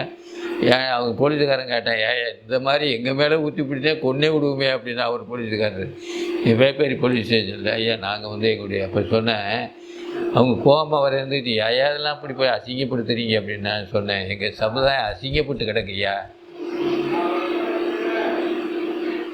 அப்போ நீ என்ன ஜாதின்னு கேட்டான். அம்பேத்கர் சொல்லி கொடுத்தது ஒரே ஜாதி தான். பல்லர் பரிய சாணா சக்கரை யாராக இருந்தாலும் வித்தியாசமாக கிடையாது. ஒரே எஸ்சிங்கிறது தான் எங்களுக்கு தெரியுமே தவிர மற்ற இந்த நீ என்ன நான் என்னங்கிற பிரச்சனையே கிடையாது. அதுக்கப்புறம் இதாங்க வாழ்க்கையிலே எனக்கு திருப்தியான போராட்டங்கள், பல போராட்டங்கள் மெட்ராஸில் வந்து காந்தி படம் ஓட விடாமல் பண்ணது காரணமான நான் ஒருத்தன். மற்றவங்கிட்ட கேட்டால் அப்புறம் இது நடந்துக்கிட்டு இருக்கேன். இப்போ வந்து இந்திரா காந்தி அம்மாவும் என்டி ராமராவும் இதில் மெட்ராஸில் வந்து நம்ம நேரு ஸ்டேடியத்தில் பெரிய கூட்டம் நடக்குது. அவங்க வந்து இங்கே கிருஷ்ணா ரிவர் வாட்டருக்கு எம்ஜிஆர் பீரியடில் வந்தபோது தமிழகத்தில் வந்து அதிகம் மழை எடுக்கிற பிரச்சனை இருக்குது. இந்திரா காந்தி அம்மாவுக்கு எழுதுகிறோம் மழை எடுக்கிற பிரச்சனை இருக்குது. அதுவும் அதிகமாக தெலுங்கு பேசுகிற ஆந்திர மக்கள் தான் அதிகமாக எடுக்கிறாங்க. ஏன்னா முக்கியமாக என்டிஆருக்கு சொல்லணுங்க இருக்கா, தெலுங்கு பேசுகிற ஆந்திர மக்கள் தான் அதிகமானபடி இந்த வேலையில் ஈடுபட்டுருக்காங்க. ஆகவே இது வந்து உடனடியாக செப்டி டேங்க் கட்டணும். அது நீண்ட பெரிய வரலாறுங்க. அது பகஜர் பார்த்தீங்கன்னா இன்றைக்கி நடைமுறையில் இருக்குது. அதாவது வீட்டுக்கு வீடு செப்டி டேங்க் ஃப்ளஷ் அவுட் தண்ணி இருக்க இடத்துல அது நகர்ப்புறம் தண்ணல் ஆகிடுது. இல்லாத இடத்துல செப்டி டேங்க் கட்டணும். வசதி இல்லாதவங்களுக்கு கவர்மெண்ட்டை கட்டி கொடுத்து ஃப்ரீயாக இல்லை, கொஞ்சம் கொஞ்சமாக அந்த அமௌண்ட்டை வாங்கிக்கிடணும். கையில் எடுக்கிற பிரச்சனை இருக்கக்கூடாது. இதுக்கு முக்கியமாக இருக்கக்கூடிய தெலுங்கு மக்கள் தான் தமிழகத்தை பொறுத்தவரை எல்லா இடத்துலையும் இருக்கிறாங்க. ஆகவே வந்து தெலுங்குங்கிற யார் என்டி ராமராவ் மீன் பண்ணியே இது எழுதுகிறான். ஆனால் இது கொடுத்து இந்திரா காந்திகிட்ட கொண்டு கொடுக்குறதுக்கு பெர்மிஷன் வாங்கி நான் தான் போய் கொடுத்தேன். தலைவர் சுந்தரராஜெல்லாம் பெருந்தலைவராக இருக்காங்க வேணான்னு சொல்லிவிட்டு. ஏன்னா அவங்கெல்லாம் அது கொஞ்சம் என்னமோ மகஜர் கொடுக்குறத மகஜர்னால் அப்ளிகேஷன் கொடுக்குறத வந்து என்னது பெட்டிஷன் கொடுக்குறது அவங்கெல்லாம் விரும்ப மாட்டாங்க. நம்ம வேண்டியது செய்தியை போய் சேர்க்கணும் அப்படின்னு கொடுத்துருந்தேன். ஆனால் அதுக்கு பின்னாடி என்டி ராமராவ் தன்னுடைய ஆந்திராவில் போயிட்டு இனிமேல் எங்கேயுமே செப்டி டேங்க் போடணும்னு சொல்லி உடனே திட்டம் போட்டார். அவருக்கு மிகப்பெரிய வால் போஸ்டர் மேலே மெட்ராஸில் நாங்கள் அடித்து போட்டோம். நன்றி தெரிவித்து இன ஒழிப்பு குழுன்னு சொல்லி நன்றி தெரிவித்து போட்டோம். ஏதோ ஒரு வகையில் அவர் அன்னைக்கு நடத்தி வந்த அவரும் எரிமலை ரத்னம் அவர்களும் நடத்தி வந்த பத்திரிகைகளில் அதை பற்றி எழுதி அதை பதிவு பண்ணி வந்ததோடு மட்டும் இல்லாமல் அது சம்பந்தப்பட்ட கருத்துக்களையும் அவர்கள் எழுதி வந்திருக்கிறார்கள். இது ரொம்ப முக்கியமானது என்று நான் பார்க்கிறேன். அதுக்கப்புறம் அந்த எரிமலை பத்திரிகையில் சில பிரச்சனைகள் வந்தது எங்களுக்கு. நான் வந்து சிறப்பாசிரியர், எக்ஸ்ரே மாணிக்கம் வந்து அதுக்கு ஆசிரியர். நாங்கள் இணைந்த அந்த பத்திரிகை நடத்திட்டு வந்தோம். அந்த காலகட்டத்தில் சிலானில் இருந்து வந்த அந்த ஈழத்தமிழர்கள் வந்து அதே எரிமலைன்ற பேரில் பத்திரிகை நடத்தினாங்க. அது வந்து வானமாமலைன்ற அட்வொகேட் தான் அதை வந்து வெளியிட்டார். ஃபஸ்ட்டு இஷ்யூ வெளியிட்டாங்க. ரெண்டாவது இஷ்யூ வரும்போது அதை வந்து சீஸ் பண்ணிட்டது கவர்மெண்ட் சீஸ் பண்ணதுக்கப்புறம் இதே எங்களுடைய எரிமலை பத்திரிகை எல்லாருக்கும் அனுப்பியிருக்கோம். அதாவது டெல்லியிலேருந்து சீஃப் மினிஸ்டர்லேருந்து பிரைம் மினிஸ்டர்லேருந்து எல்லாருக்குமே போலீஸ் டிபார்ட்மெண்ட்டு ஜட்ஜஸ்ங்களுக்கு கூட அனுப்பியிருக்கிறோம் நாங்கள் இந்த பத்திரிகை. அப்புறம் அதே மாதிரி அந்த பத்திரிகை கல்கட்டாவினுடைய இதுக்கு லைப்ரரிக்கு, டெல்லி லைப்ரரிக்கு எல்லாம் கூட அனுப்பி வச்சுருக்கிறோம். அப்போது டிபி கமல்நாதன் ஒருத்தர் இன்ஸ்பெக்டராக இருந்தார். அவர் வந்து கிரைம் பிரான்ச்சில் இருந்தார்.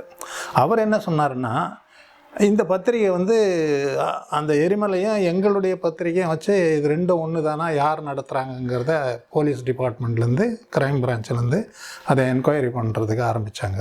அப்படி ஆரம்பிக்கிற போது டிபி கமல்நாதன் வந்து பெரியசாமி புலவருடைய பையன். அவர் தீவிரமான ஒரு ஈவன் அவர் ஒரு புத்தகம் கூட எழுதியிருக்காரு. இந்த திராவிட கழகத்தினுடைய தலைவர் வீரமணியினுடைய அவரை எதிர்த்து வீரமணி இஸ் ரெப்யூட்டட்னு கூட ஒரு புத்தகம் எழுதியிருக்காரு. அவங்க அப்பா வந்து அந்த காலத்திலே பௌத்த மதத்தை தழுவனவர். டிபி பெரியசாமி திருப்பத்தூர்காரவர். அவர் வந்து அவங்க டிபி கமல்நாதன் வந்து என்கிட்ட சொன்னார், நீங்கள் அந்த பத்திரிகையை வந்து நடத்தாதீங்க, இது மாதிரி உங்களை வந்து விசாரிப்பாங்க, நீங்கள் பேரை வேணால் மாற்றிக்குங்க அப்படின்னு அவங்க சொன்னாங்க. அதுக்கப்புறம் அந்த எரிமலை பத்திரிகை விட்டுட்டு நாங்கள் சிவில் உரிமைன்ற பேரை மாற்றி நடத்தணும். சிவில் உரிமை 1984 எரிமலை பத்திரிகை நடத்தினோம். அதுக்கு பிறகு 1996 வரைக்கும் அந்த பேரை மாற்றி சிவில் உரிமையாக நடத்திட்டு வந்தோம். சிவில் உரிமை பத்திரிகை நடத்திட்டு இருப்போம். அது ஆய்வு நூலாக போடுவோம். அது வந்து 7 வருஷம் நடத்தினோம். அது நான் வந்து தலைவர் இதாக இருந்திருப்பேன், இது ஆசிரியராக இருந்திருப்பேன். அவர் வந்து என்ன ஆசிரியர், சிறப்பாசிரியர் இருந்திருப்பார். நான் சிறப்பாசிரியராக இருப்பேன். அவர் இது மாற்றி அங்கே வந்து கிட்டத்தட்ட 1000 சர்க்குலேஷன் போச்சு. ஃப்ரீயாகவும் போவோம். மாதம் பணம் கொடுத்து போடுவாங்க. சந்தா வந்து 30 ரூபா மந்த்லி தான். அதாவது 12 பக்கங்கள் இருக்குது. 2 பக்கத்தில் ஆரம்பித்து 2, 4, 8, 10 அப்படி போட்டோம். 12 தீண்டாமை ஒழிப்பு, அம்பேத்கர், பௌத்த மரபு. அவர் நடத்திய பத்திரிகைகளில் தாழ்த்தப்பட்ட சமூகத்துக்கு பத்திரிகை நடத்துவதில் ஒரு பெரிய நீண்ட பாரம்பரியம் உண்டு. அந்த பாரம்பரியத்தில் எக்ஸ்ரே மாணிக்கம் ஐயா அவர்களுக்கு ஒரு முக்கியமான இடம் உண்டு நான் நினைக்கிறேன். அவர் எரிமலை ரத்தனத்தோடு இணைந்த பத்திரிகை, அவர் நடத்திய சிவில் உரிமை, பின்னால் இன்றைக்கு நடத்தி வரக்கூடிய சிந்தனை புதிது, வெவ்வேறு பத்திரிகைகளில் அவர் எழுதியிருக்கக்கூடிய எழுத்து, இவற்றையெல்லாம் நாம் தொகுத்து பார்த்தாலே இவர்கள் எவ்வாறு செயல்பட்டிருக்கிறார்கள், பல விஷயத்தை எப்படி கவனித்து வந்திருக்காங்க, அதில் எப்படி தலையிட்டு பல கருத்துக்களை சொல்லி வந்திருக்கிறார்கள் என்பதை நாம் பார்க்க முடியும். அந்த வகையில் பார்த்தா பத்திரிகைகள் நடத்தி இந்த பிரச்சனைகளை பேசியதோடு மட்டுமல்ல, நூல்களை ஒரு மொழிபெயர்ப்பதிலும் நூல்களை வெளியிடுவதிலும் இவர்களுடைய பங்களிப்பு இருந்திருக்கிறது. அதில் மிக முக்கியமாக அம்பேத்கருடைய நூல்கள் தமிழிலே வெளியான போது அதில் மொழிபெயர்ப்பு பணியிலே ஈடுபடுத்தி கொண்டவர்களுள் மிக முக்கியமானவர் ஐயா எக்ஸ்ரே மாணிக்கம் அவர்கள். தலித் எழில்மலை அவர்களுடைய பொறுப்பில் தலித் சாகித்ய அகாதமி தொடங்கி அம்பேத்கர் நூல்கள் கொணரப்பட வேண்டும் என்று முடிவு செய்த போது அதில் பல்வேறு நூல்கள் வெளியாயின. அதனுடைய தொடக்க பணிகளில் தொடக்க நூல்களில் ஒன்றான தீண்டப்படாதவர்கள் யார் என்கிற நூலை மறைக்கப்பட்ட மண்ணின் மைந்தர்களின் வரலாறு என்கிற தலைப்பிலே மொழிபெயர்த்து கொண்டு வந்ததிலே இவருடைய பங்களிப்பு. இந்த தீண்டாமை என்பது என்ன, தீண்டாமைங்கிற பற்றி பல்வேறு சொல்கிறாங்க, நம்மளும் தெரிஞ்சு வச்சுருக்கிறோம். இதை பற்றி சரியான விவரங்கள் நம்ம கிடைக்கலையே அப்படின்னு நாங்கள் சாதாரண பேசிக்கிட்டு இருப்போம். அது சில விட்டு அங்கே சொல்லுவாங்க. ஆனால் முழுமையான காரணம் எதுன்னு தெரியாது. அந்த காலத்தில் நாங்கள் வந்து தீட்சாபூமிக்கு போகின்ற காலத்தில் நானும் முன்னாள் அமைச்சராகிய தலித் எழில்மலை அவர்களும் பஞ்சுபாய்ங்கிற நாக்பூரில் சந்தித்தோம். பஞ்சுபாய்ங்கிற யாருன்னு கேட்டிங்கன்னா, பாபா சாஹிப் கன்வர்ஷன் ஆகின்ற போது, மதம் மாறுகின்ற போது பல செயலாளர்கள், அவர் ஒரு முக்கியமான செயலாளர், முன்னணியில் இருக்கக்கூடிய பெரியவராகவும் இருந்தார். அவர்கிட்ட கேட்கும்போது இதை பற்றி இந்த மாதிரி எங்களுக்கு சரியாக தெரியலன்னு கேட்கும்போது, ஏன்னு அது முன்னாடியே புத்தகம் வந்துச்சு, மறுபதிப்பு இதுவரையிலும் வரல, ஆகவே தான் உங்களுக்கெல்லாம் கிடைக்காம போயிடுச்சு, ஆகவே இந்த புத்தகத்தை நீங்கள் பாருங்கள், இதுதான் அந்த ஒய் தேபிகம் அன்டச்சபிள்ங்கிற அவர் சொன்ன வார்த்தையினால தான் அதை சொல்கிறேன். ஒய் தேபிகம் ஏன் தீண்டாமைக்கு உட்படுத்தப்பட்டாங்கிற கேள்விக்கு உள்ள பதில் இருக்குது. அதனால் இதை பாருங்கள், அந்த புத்தகத்தை எடுத்து கொடுத்துட்டு நாங்கள் பார்த்துக்கிட்டு இருக்கும்போது சொன்னால், நீங்கள் மொழிபெயர் அந்த புத்தகங்கள் அதிகமாக இல்லை, இருந்தாலும் கூட நீங்கள் மொழிபெயர்க்கிறதுக்காக கேட்குறதுனால உங்களுக்கு கொடுக்குறேன், திருப்பி கொடுத்துக்கிறேன். அந்த மொழிபெயர்க்கணுங்கிற எண்ணத்தை உற்பத்தி பண்ணவரே பஞ்சுபாய் அவர்களுக்கு தான். அப்புறம் சரி, இதை மொழிபெயர்க்கணும்னு சொல்லுகின்ற போது தான் நாங்கள் ஏற்கனவே சொல்கிறேன், நான் முருகேசன் ஐயா தலித் எழில்மலை எல்லோரும் இதை போட்டு லீவெல்லாம் போட்டுட்டு இதை உட்காந்து இதோடைய மொழிபெயர்ப்பு ஆரம்ப மொழிபெயர்ப்பில் ரொம்ப கடினமாக இருந்தது. ஏன்னா இது வந்து மற்றபடி ஒரு அரசியல் மொழிபெயர்க்கிற மாதிரியோ, ஒரு ரிலீஜன், ஒரு மதத்தை மொழிபெயர்க்கிறது, மத புத்தகங்களை மொழிபெயர்க்கிற மாதிரியோ, அல்லது ஒரு சமூக கொடுமைகளை மொழிபெயர்க்கிற மாதிரியே உள்ள புத்தகம் இல்லை. மிக ஆய்வுக்குரிய, ஆராய்ச்சிக்குரிய, நீண்ட பயணத்துக்குரிய இந்த சமூகம் பல 100 ஆண்டுகளாக அடிமைப்பட்டு கிடக்கூடிய சமூக காரணம் வேர்களை தேடி கண்டெடுத்து விதைத்த விதைத்த ஒரு புத்தகமாக இருக்க கண்டு அதை மொழிபெயர்த்து ஏன் அதை மொழிபெயர்த்தோம். அதை மொழிபெயர்த்த பின்னாடி இதை வந்து சாகித்ய அகாடமிங்க தலித் சாகித்ய அகாடமிங்க பேரில் தலித் எழில்மலை அவர்கள் தான் அதை பிரசுரித்தார். ஆனால் அவர் பேர் மாத்திரம் அந்த புத்தகத்தில் சேர்க்கலை, வேறு ஒன்றும் இல்லை. அவர் என்ன காரணத்துக்காக சேர்க்கலைங்கிறது தெரியாது. அவர் அந்த புத்தகத்தை மொழிபெயர்க்கின்ற போது இதை மொழிபெயர்த்து டைஜஷன் இதில் கொண்டு கொடுத்து பார்க்கும்போது அவர்களே வியப்படைந்து போனாங்க, இவ்வளவு தொடர் இருக்கா அப்படின்னு சொல்லிட்டு. அது முக்கியமானது என்ன கேட்டிங்கன்னா, அதில் இப்போவே சொல்லிடுறேன், அது புத்தகத்தை நீங்கள் போடுங்க. காணிக்கை ஆக்கிறார் பாபா சாஹேப் அம்பேத்கர் அவர் இந்த புத்தகத்தை. அந்த யாருக்கு காணிக்கை ஆக்குறேன்னா, அந்த காணிக்கைங்கிறத படிக்கிறேன், அது பதிவாங்கிற நம்பிக்கையில் அது படிக்கிறேன். தீண்டாதவர்களிடையே பிறந்து வேறு எவரை காட்டிலும் கடமை உணர்வோடு பண்பு உறுதியுடன் பேரருளாளர்களாய் தூய தொண்டாற்றி அனைத்து மக்களின் பேரன்பையும் வென்றெடுத்த பெருமைமிகு அறிவு சிகரங்களாம் நந்தனார், ரவிதாஸ், சொக்கமேலர் ஆகியோரின் பெருநினைவாய் இந்நூல் இலங்குக என்று P.R. அம்பேத்கர் அவர்கள் தன்னுடைய முன்னேறிகள் சொல்கிறார். இதை பார்த்தோன்னே நந்தனாருக்கு இவ்வளோ பெரிய, நம்ம என்ன சாதாரண நந்தனாரை பற்றி நினச்சிக்கிட்டு இருக்கிறோம். பார்ப்பனியத்தை எதிர்த்து பௌத்தர்களாக நின்றது ஒன்றே காரணம் இதை இந்த புத்தகத்தின் நிலைநாட்டியதுனால தான் நாங்கள் என்ன செய்யணும், மண்ணின் மைந்தர்களே மறைக்கப்பட்ட வரலாறு என்று. ஏன் மண்ணின் மைந்தர்கள் வார்த்தையை பயன்படுத்தணும் என்றால், அயோத்தியத்தை பூர்வக்குடி என்கிறார். பூர்வக்குடி என்கிற அப்போ மண்ணினுடைய சொந்தக்காரர்களுடைய உரிமை பாராட்டி அந்த வார்த்தையை மண்ணின் மைந்தர்கள்ங்கிற வார்த்தையை நம்ம தாத்தா இவர் பண்டித அயோத்திதாசத்திலிருந்து எடுத்துக்கொண்டோம். மறைக்கப்பட்ட வரலாறு என்பதை தோண்டி எடுத்த காரணத்தால் புத்தருடைய அந்த வாக்கியத்தை எடுத்துக்கொண்டு மண்ணின் மைந்தர்களையும் மறைக்கப்பட்ட வரலாறு இந்த புத்தகத்துக்கு பெயர் கொடுத்து இந்த புத்தகம் பிரபலியமாக இருக்கிறது என்பதை சொல்லி இது முதல்ல 1985 எங்கள் மொழிபெயர்க்க வாய்ப்பு கிடைத்தது. எக்ஸ்ரே மாணிக்கம் ஐயா அவர்களுடைய சமூக பணிகளை பற்றி நாம் சொல்லணும்னா சில செய்திகள் ரொம்ப வியப்பாகவும் ரொம்ப துணிச்சலாகவும் தெரியும். ஒரே ஒரு கிராமத்தில் என்ற ஒரு திரைப்படம் வெளிவந்தது. அந்த திரைப்படத்தை வெளியிடக்கூடாது என்று ஒரு போராட்டம் நடந்தது. அதற்கு எக்ஸ்ரே மாணிக்கம் ஐயா அவர்கள் அந்த படத்தை திரையிடுவதற்கு தடை விதிக்க வேண்டும் என்ற குரலை எழுப்பினார்கள். ஆனால் அதையும் மீறி அந்த படம் திரையிடப்பட்டது. பொறுக்க முடியாத ஐயா அவர்கள் தன்னுடைய நண்பர்களை சேர்த்து கொண்டு அந்த படம் ஓடிக்கொண்டிருந்த தியேட்டருக்குள் பாம்பை பிடித்து வீசி விட்டார்கள். மக்கள் அலறி அடித்து கொண்டு ஓடினார்கள். படம் நிறுத்தப்பட்டு விட்டது. இப்படி அவருடைய பணிகளெல்லாம் ஒரு ஆவேசமான ஆக்ரோஷமான செயல்பாட்டோடு தான் அவருடைய பணிகளெல்லாம் அந்த காலத்திலையும் இருந்தது. ஒரே ஒரு கிராமத்தில் அது எப்படின்னா, ஒரு பார்ப்பனருக்கு எஸ்சிங்கிற சர்டிஃபிகேட் வாங்கிட்டு லட்சுமின்னு இருக்காங்க, ஒரு பெண்ணு கலெக்டர் ஆகி வந்துடுறான். அதுக்கு தடையாக இருக்கிறது அம்பேத்கருடைய சட்டங்கள் தான் அப்படின்னு அதில் வருது. அதில் ஒரு முஸ்லீம் இன்னொரு திருமணம் பண்ணிக்கிறது மாதிரி ஒன்று வருது. கிறிஸ்டின் பொய் சர்டிஃபிகேட் கொடுத்தாங்கிற மாதிரி 3 பேரையும் அம்பேத்கர், முஸ்லீமு, கிறிஸ்தவங்க எத்தனை பேரையும் அதில் இன்வால்வ் பண்ணி நல்ல படம், அருமையான படம். அது ரொம்ப நாசுகாரத்திருந்தாங்க. இதே நம்முடைய நண்பர் ஒரு சேலத்தில் ஒரு நண்பர், அவர் சினிமா துறையில் கொஞ்சம் வசதி வாய்ப்பு உள்ளவர். அவர் ஏற்கனவே இதை பார்த்துட்டு என்கிட்ட சொல்கிறாரு. நான் மெட்ராஸில் இருக்கும்போது சொன்ன உடனே இதை நான் கருப்பன் ஐஏஎஸ் ரிட்டையர் கொடுத்து கேள்விப்பட்டுமே கருப்பன். அன்றைக்கி பெரிய பெரிய ஆட்கள்லாம் கூப்பிட்டுட்டு இந்த தலைவர் சுந்தரராஜன், டாக்டர் தெய்வநாயகன், நான், அப்புறம் இன்னும் அந்த எரிமலை ரத்தனம், இன்னும் ஒரு 5-6 பேர் எல்லாருமே சேர்ந்து தேட்டரில் போயிட்டு டிஸ்ட்ரிபியூட்டர் வாங்க போகிறவங்க மாதிரி மிகப்பெரிய ஆட்கள் பந்தாக்கள் கார்கள்லாம் போயிட்டுக்கிட்டு அந்த அரங்கத்தில் போயிட்டு இதை பதிவு பண்ணிட்டு வந்தோம்.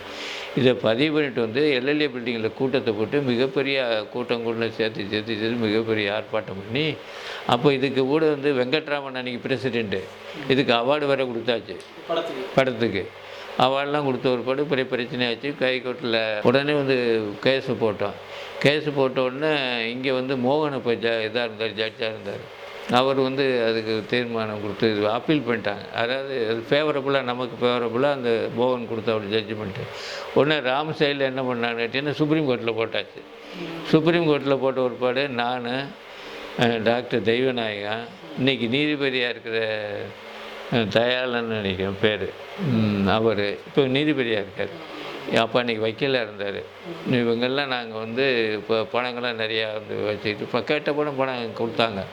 எடுத்துகிட்டு இங்கே போகிறோம். அப்போ வந்து சாலை இளந்தரையன், சாலினி இளந்தரையன் இவங்கெல்லாம் இங்கே தமிழ் சங்கத்தினுடைய மிக தொடர்ச்சியாக அவங்க இருந்துக்கிட்டு இருக்காங்க. அங்கே நாங்கள் போயிட்டு அங்கே கோட்டு போடும்போது முதல்ல காஞ்சிராமன் முதல்ல சந்திக்கிறோம். நாங்கள் இது ஒரு ஊர்வலம் வைக்கணும்னு சொல்கிறோம். அடுத்த நாள் பார்த்தீங்கன்னா அவ்வளோ பெரிய கார்கள், ஒரு 400-300 கார் ஒரு பின்னாடி அணிவித்து மக்கள் அவரையும் கொண்டாந்து சேர்த்தாங்க. இந்தியா கேட்டுட்டு பொண்ணு பாடிட்டு அவங்க 4-5 பேர் போயிட்டு உள்ள பிரசிடெண்ட்டை பார்த்து கொடுத்துட்டு வந்தாங்க. இந்த நிகழ்ச்சிக்கு பின்னாடி இங்கே மெட்ராஸில் வந்து ஹைகோர்ட்டில் வந்து பெரிய சத்தம் போட்டோம். இந்த மாதிரி எங்களுக்கு நீதி வழங்கலை அப்படின்னு சொல்லிட்டு போட்டான். 100 வருட வரலாற்றில் இதுவரை இந்த மாதிரி ஸ்தம்பிச்சு போனது கிடையாது அப்படின்னு சொல்லிட்டு அவ்வளோ பெரிய ஆளுகள். அப்புறம் இன்னொன்று போராட்டம் நடத்துவங்க, ஹிந்து பேப்பருக்கு முன்னாடி போராட்டம் நடத்தணும் அப்படின்னு சொல்லிட்டு மிகப்பெரிய மக்களை சேர்த்தான். இந்த ஐடியா சொல்கிறதான் நம்ம தான் அங்கே நடந்துக்கிட்டு இருக்கும்போது இங்கே போராட்டம் நடத்தணும், நான் இங்கே போய்ட்டு இங்கே வந்துடுவேன், அப்போ ஈஸியாக ஓடியாந்துடுவேன். அதை பற்றி ஒன்றும் இல்லை. அப்போ அந்த இந்து பேப்பருக்கு முன்னாடி ராமுக்கு முன்னாடி பெரிய தகராறு பண்ணி ஒரு 100கணக்கான பேரை அரெஸ்ட் பண்ணி வச்சுருந்து போலீஸில் அப்புறம் ஈவினிங் விட்டாங்க. என்ன அரெஸ்ட் பண்ணி கூட்டிகிட்டு போய் எக்மோரில் வச்சாங்க. அன்றைக்கி த்ரூ அவுட் நைட்டு அவர் எக்ஸ்ரே மாணிக்கம் அந்த எக்மோர் போலீஸ் ஸ்டேஷனாண்டே காத்துட்டு இருந்து ராத்திரி 2 மணிக்கு எங்களை ரிலீஸ் பண்ணாங்க. அது சுந்தரராஜன் தலைமையில் தான் நடந்தது. இண்டு ஆஃபீஸ்கிட்ட இண்டு ராமு தான் அந்த படத்தை எடுத்தவர், ஒரே ஒரு கிராமத்தில். அங்கே தான் நாங்கள் போராட்டம் பண்ணோம். அப்போ அரெஸ்ட் பண்ணி போயிருக்கிறோம். அதுக்கப்புறம் கிருஷ்ணர் படத்தை கொளுத்தி இந்து மதத்தை எதிர்த்து கிருஷ்ணர் படத்தை கொளுத்துறதுக்கு ஒரு போராட்டம் நடத்தினோம். அதுவும் நானும் எக்ஸ்ரே மாணிக்கமும் தலைவர் சுந்தரராஜனோட இணைந்து தான் செயல்பட்டோம். பிரச்சனைகளை களைவதற்கு போராட்ட வழிமுறைகளையே பெரிதும் நம்பி வந்த எக்ஸ்ரே மாணிக்கம் அவர்கள் அப்போராட்டம் எளிதில் கவனப்படும் வண்ணம் வித்தியாசமாக இருக்க வேண்டும் என்று திட்டமிட்டார். அவ்வகையில் தீண்டாமையின் வெளிப்படையான செயல் வடிவமான இரட்டைக்கோளை முறையை ஒழிப்பதற்கும் வித்தியாசமான போராட்ட வழிமுறையை கையாண்டார். சட்டமன்ற உறுப்பினர்களை நேரடியாக அழுத்தும் விதமாக அது இருந்தது. அதுவரையெனில் அப்படி ஒரு போராட்டம் நடந்ததில்லை. இதுவரையிலும் கூட ஹோட்டலில் டீ தனியாக கொடுக்குறாங்கல்ல, இங்கேயும் செப்பரேட் கிளாஸ் கொடுக்குறாங்கல்ல, இதை எப்படி ஃபோக்கஸ் பண்ணுறதுன்னு பார்த்தேன். எம்எல்ஏக்களுக்கு தனி கிளாஸ் கொடுக்கணும். ஏன்னா கிராமங்களில் ரெட்டை டம்ளர் சிஸ்டம் இருக்குது. இதை ஒழிக்கிறதுக்கு எந்த எம்எல்ஏவும் இது வரைக்கும் பாடுபடலை. அதனால் அவங்களுக்கு தனியாக வந்து ட்ரீட் பண்ணணும், அந்த அவமானத்தை அவங்க உணரணும் அப்படிங்கிறதுக்காக அப்போ வந்து ஒரு நோட்டீஸ் அடித்தான். இங்கே உள்ள தமிழ்நாட்டுடைய எம்எல்ஏவாக இருக்கிறவங்களுக்கு தனியாக கிளாஸ் கொடுத்து, செப்பரேட் கிளாஸ், டீ கிளாஸ் கொடுத்து கீழே உட்கார வைக்கணும் அப்படின்னு நோட்டீஸ் அடித்து வச்சுக்கிட்டோமா. இதை கொண்டு சாயந்தரத்தில் கொண்டு ஒவ்வொரு எம்எல்ஏ ரிசர்வ் எம்எல்ஏ சீட்டெல்லாம் தங்கியிருக்கிறவங்க அவங்ககிட்ட வந்து கொடுத்துட்டோம். கவரில் போட்டு கொடுத்து வந்து அது 10 மணியை போட்டு கொடுத்தா அவங்க தூக்கத்தில் நாளைக்கு வரமாட்டாங்கன்னு. அடுத்த நாள் என்ன செய்யணும், அசம்பிளி முக்கியமானது. அதாவது இந்த நோட்டீஸே ஒரு டம்ளரில் வச்சு ஒரு 40-50 பேர் வெவ்வேறு இடங்கள் இருந்துக்கிட்டு திடீர்னு ஒருத்தர் இது ஒரு சைகை கொடுத்தா அடுத்த செய்தி எல்லோரும் பரவி ஓடியாந்து வச்சு தூக்கி எறிஞ்சாங்க. ஒவ்வொன்று சத்தம் போட்டு ஒரு குறிப்பிட்ட நேரம் வந்தோடனே 10-20 பேர். அதான் நூதன போராட்டம்னு சொன்ன தினமலரில் போட்டான். இப்போ இது நூதன போராட்டம்னு சொல்லி அது ஏன் அந்த இதை வடிவம் கொடுத்தோன்னு கேட்டிங்கன்னா, ஒரு இன்டர்நேஷ்னல் கன்வென்ஷன் ஒன்று இருக்குது. எங்கேயாவது ஒரு அசம்பிளி ஹால் பார்லிமெண்ட்டுக்குள்ளே இந்த மாதிரி ஒரு இன்சிடென்ட் எதிர்பார்க்க நடக்கிறதுனால பப்ளிஷாக கொண்டு வந்துடணும் அப்படிங்கிற ஒரு கொண்டு வந்துடணும் அப்படிங்கிற ஒரு இன்சிடென்ட் இருக்குது. இதை தெரிஞ்சுக்கிட்டு தான் நான் வந்து அமெரிக்காவுடைய இதை படித்த உட்பட தான் இதை வடிவம் கொடுத்தோம். அதை நிச்சயமாக போட்டான். நூதன அசம்பிளிக்குள் நூதன போராட்டம். இது மட்டுமல்லாமல் சின்ன சின்ன கூட்டங்கள், கூடுகைகள், போராட்டங்கள் இவற்றை ஒருங்கிணைத்ததிலும் அவர் ஒரு மத்திய அரசு ஊழியராக இருந்தது இதில் அவர்களுக்கு ஒரு வாய்ப்பாக இருந்தது என்பதையும் நாம் சொல்ல வேண்டும். 76 எமர்ஜென்சி போது என்னை வந்து நாடு கடத்தின மாதிரி ஊரை கடத்திட்டாங்க. திருச்சியிலேருந்து மெட்ராஸுக்கு. நான் இங்கேருந்து அந்த மாதிரி சிலது ஒன்றுமே வெளியே உள்ள ஒன்றும் தெரியாது. அப்படி இருந்தும் கூட என்னமோ பண்ணிக்கிட்டு இருக்கேன் அப்படின்னு என்னென்ன ரிப்போர்ட் போச்சே தெரியாது. நீங்கள் திருச்சியில் இருந்து தானே பண்ணிக்கிட்டு இருக்கான்னு எமர்ஜென்சி போது நல்ல வீட்டுக்கு அனுப்பாமல் மெட்ராஸுக்கு மாற்றி விட்டாங்க. நல்லது நினச்சிட்டு நான் போனேன். அங்கே போயிட்டு அம்பேத்கர் ஃபோரம்னு சொல்லி சதன் ரயிலில் அம்பேத்கர் ஃபோரம்னு ஒன்று ஆரம்பித்து இங்கே கூட்டம் போடுறதுங்கிறது அங்கே கேண்டீனில் கூட்டம் போடுவாங்க. நானும் போய் முதல் கேண்டீனில் அந்த 77 கூட்டம் போட்டேன். நல்லவெல்லாம் சேர்த்து கூட்டம் போட்டோன்னே நான் என்ன செஞ்சேன்னா பொலிட்டிக்கல் ஆளுகள்லாம் கூட்டி வந்தேன். அப்போ இவர் எம்எல்ஏவா மூர்த்தின்னு அதாவது அம்பேத்கர் இது குடியரசு கட்சியிலேருந்து தேர்ந்தெடுக்கப்பட்ட ஒரே நபர் மூர்த்தின்னு அவர் இறந்து போயிட்டார். அவரை இங்கே கூட்டிகிட்டு வந்தேன். தங்கராஜன் ப்ரொஃபஸர் அவங்களெல்லாம் கூட்டி தங்கராஜ் ப்ரொஃபஸர் நிறைய புத்தகங்கள் எழுதியிருப்பார். அவரெல்லாம் நான் கூட்டிகிட்டு வந்தேன் இங்கே. அவரெல்லாம் ரொம்ப நல்லா நம்மளுக்கு தான் அது அண்ணாச்சின்னு ரொம்ப இதாக இருப்பார். இங்கே கூட்டியாந்து போட்டேன். அதோடு அப்போ தான் சொன்னேன் எல்லாருக்கும் 5-5 ரூபா கொடுத்து தான் உள்ளே வரணும் அப்படின்னு டிஃபனோடன்னு சொல்லிட்டு. டிஃபன் கிடைக்காதான் முத அதிசயமாக எல்லோரும் பார்த்தாங்க. அன்றைக்கி வந்து 5 ரூபாய்ங்கிற பெரிய காசு. அது எப்படின்னு கேட்டிங்கன்னா கரெக்டான குறிப்பிட்ட நேரத்துக்கு வரணும். பின்னாடி வந்தாங்கன்னா 5 ரூபா கையில் வச்சு லெனின்கிற ஒரு பையனை பக்கத்தில் வச்சு டோர் வேயில் வச்சு காசை கொடுத்து போக சொல்லிடு, உள்ளே அலோவ் பண்ணாத. முன்னாடியே நோட்டீஸில் போட்டு போகணும். அதுக்கு குறிக்கோள் கோட்பாடெல்லாம் அதை போட்டு இது வந்து சும்மா கூட்டம் கோர்ந்தார்கள்ல, உன்னுடைய சமுதாயத்தை பற்றி நீ உணர்ந்து கொள்வதற்கு ஒரு கூட்டமே தவிர மகிழ்விப்பதற்கோ மந்திரம் போடுவதற்காக அல்ல அப்படின்னு போட்டிருந்தேன். ஆனால் நிறையா அன்றைக்கி எந்த இதுக்கு இல்லாத கூட்டமும் வந்திருந்தது.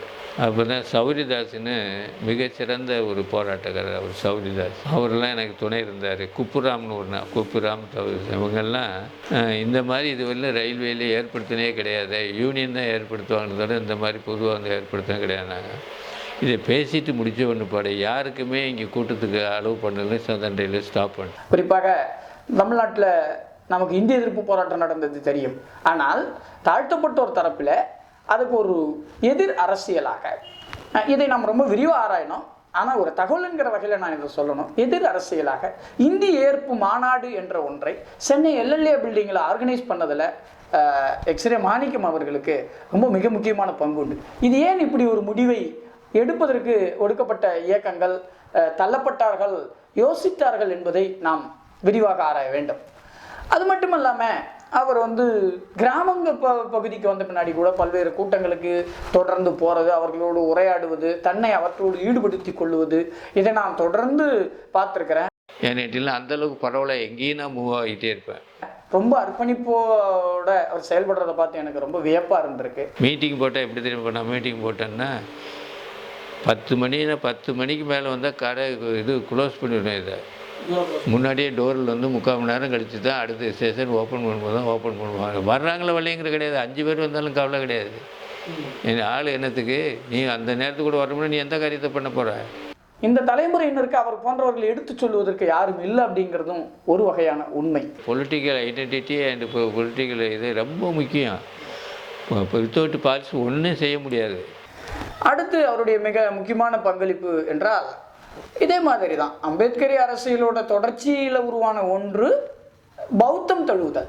பௌத்தத்தை இன்றைக்கு போல ஒரு அரசியல் அடையாளமாக மட்டும் புரிஞ்சிக்காம அதை வெறும் அரசியல் ரீதியாக மட்டும் பேசிட்டு கலைஞ்சிடாம அதை ஏற்றுக்கொள்வதோடு ஒரு மதமாக ஏற்றுக்கொள்வதோடு அதை தங்களுடைய வாழ்க்கை நடைமுறைகளிலே தங்களுடைய சமூகம் பற்றியான பார்வையிலே ஒரு புரிதலாக ஏற்றுக்கொண்டு தன்னுடைய குடும்ப ரீதியாக செயல்படுத்தி அதை உண்மையாக நம்புகிறவர்களாக செயல்பட்ட தலைமுறையினராக அவர் இருக்கிறார். பல ஆயிரக்கணக்கான மனிதர்களை பௌத்தத்தை நோக்கி அழைத்து வந்திருக்கிறார்.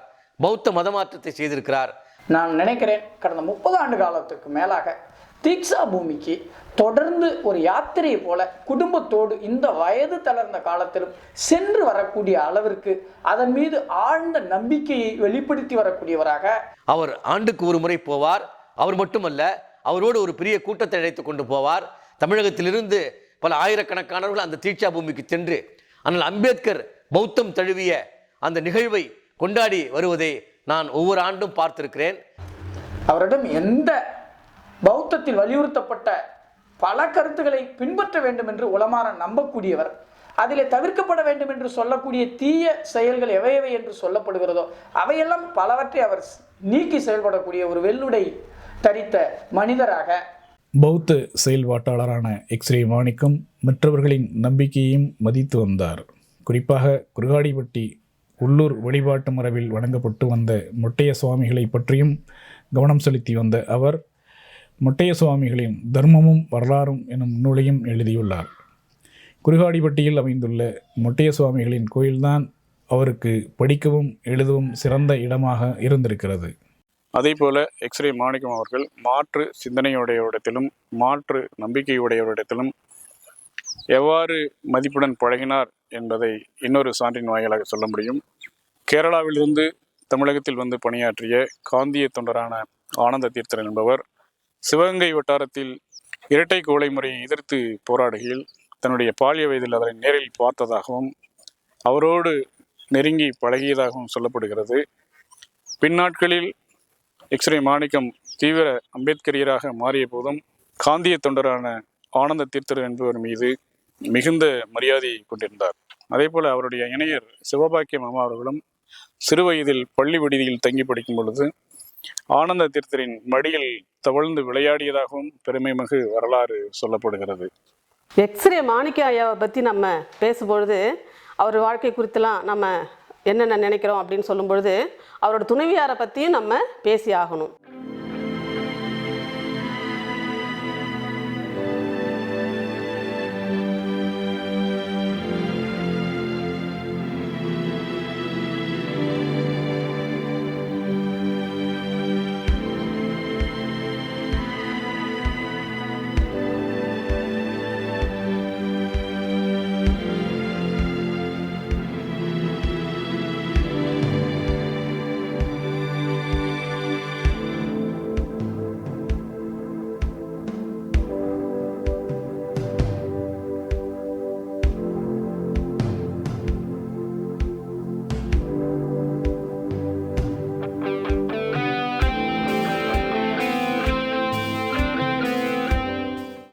ஏன்னா வாழ்க்கையில் வெற்றி பெற ஒவ்வொரு மனிதனுக்கு பின்னாலும் ஒரு பெண் இருக்கா அப்படின்வாங்க.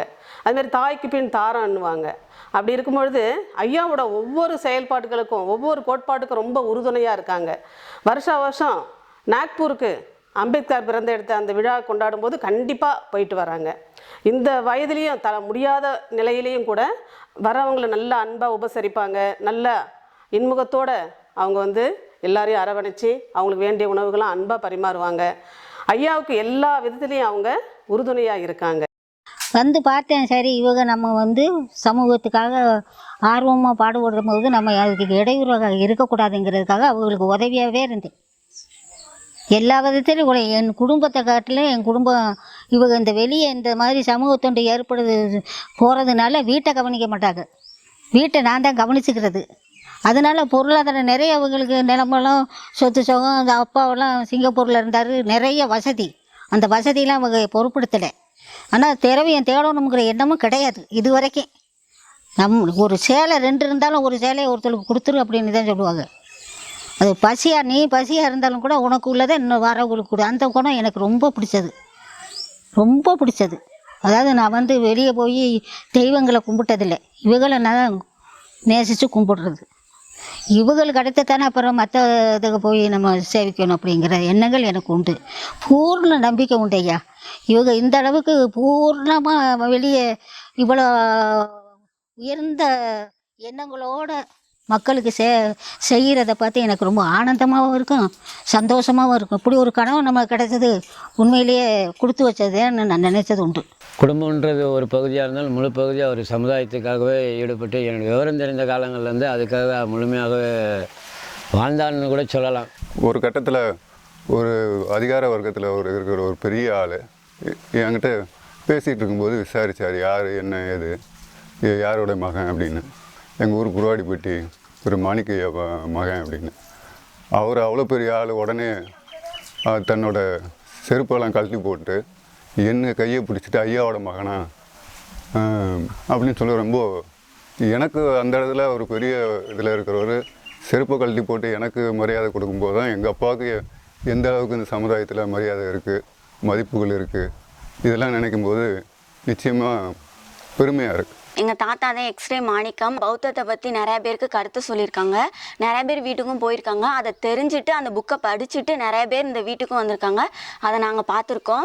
இதை எங்கள் தாத்தாவை பற்றி கேட்டுட்டு இன்னொருத்தவங்க இதே மாதிரி அந்த இடத்துக்குலாம் போயிட்டு புதுசாக ஒரு பௌத்த முறையும் ஆரம்பிச்சிருக்காங்க. படிப்பாக இருக்கட்டும், மற்ற எந்த விஷயத்துலையுமே எங்கள் தாத்தா தான் எங்களுக்கு எல்லா விதத்துலையும் சப்போர்ட்டாக இருந்திருக்காங்க. எங்களுக்கு நிறைய விஷயம் சொல்லி கொடுத்துருக்காங்க. எங்கள் தாத்தா எக்ஸ்ரே மிஷினை விட பயங்கரமாக வேலை செய்வாங்க. அவங்க எழுத்தில் மயங்கினவங்க பல பேர். அதனால் எல்லாரும் எங்கள் தாத்தா பார்த்து பாராட்டியிருக்காங்க.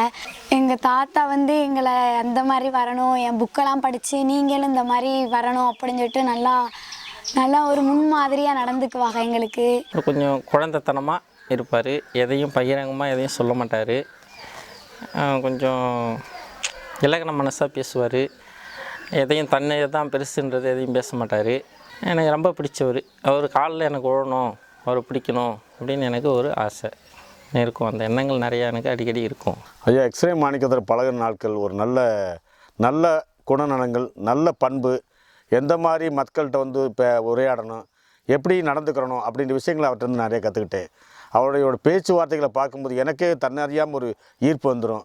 ஐயா எங்கே இருக்கிறிய, எப்படி இருக்கிறிய, உங்களோட பேசுகிறதுக்கு வாய்ப்பு கிடைக்குமா, இந்த மாதிரி இப்போ ஒரு நல்ல பண்புகளை நான் அவர்கிட்ட நிறைய கற்றுக்கிட்டேன். ஒரு புத்திஸ்டாக இருக்கக்கூடிய அவர்கிட்ட இந்த மாதிரி விஷயங்களை நான் தெரிஞ்சுக்கிறேன். ரொம்ப வாழ்க்கையில் மறக்க முடியாத ஒரு நினைவுகளாக நான் நினைக்கிறேன். அவருடைய வாசிப்பு என்பது பாலைவனத்தில் நீருக்கு அலைபவன் போல் அவருடைய தேடலும் அவருடைய ஆர்வம் மிகுந்த வாசனை நிறைந்த படிப்பும் இருப்பதை நான் கண்கூடாக பார்த்திருக்கிறேன். இரவு பகல் பாராது கண் விழித்து எந்த செய்தியும் உற்று நோக்கி ஆய்ந்து அறிந்து பிறரிடம் பகிர்ந்து கொள்வதில் தனி சிறப்பு வாய்ந்தவராக நான் கருதுகிறேன். அவருடைய சிந்தனை, எழுத்துக்கள், ஒவ்வொரு நாளும் பேசக்கூடியது, வார்த்தைகள் எல்லாமே எந்த மக்களுக்காக விடுதலை நோக்கி பயணிக்கிறாரோ அவர்களுடைய சேர்ந்தே தான் எல்லாம் பயணிச்சிருக்கிறோம்.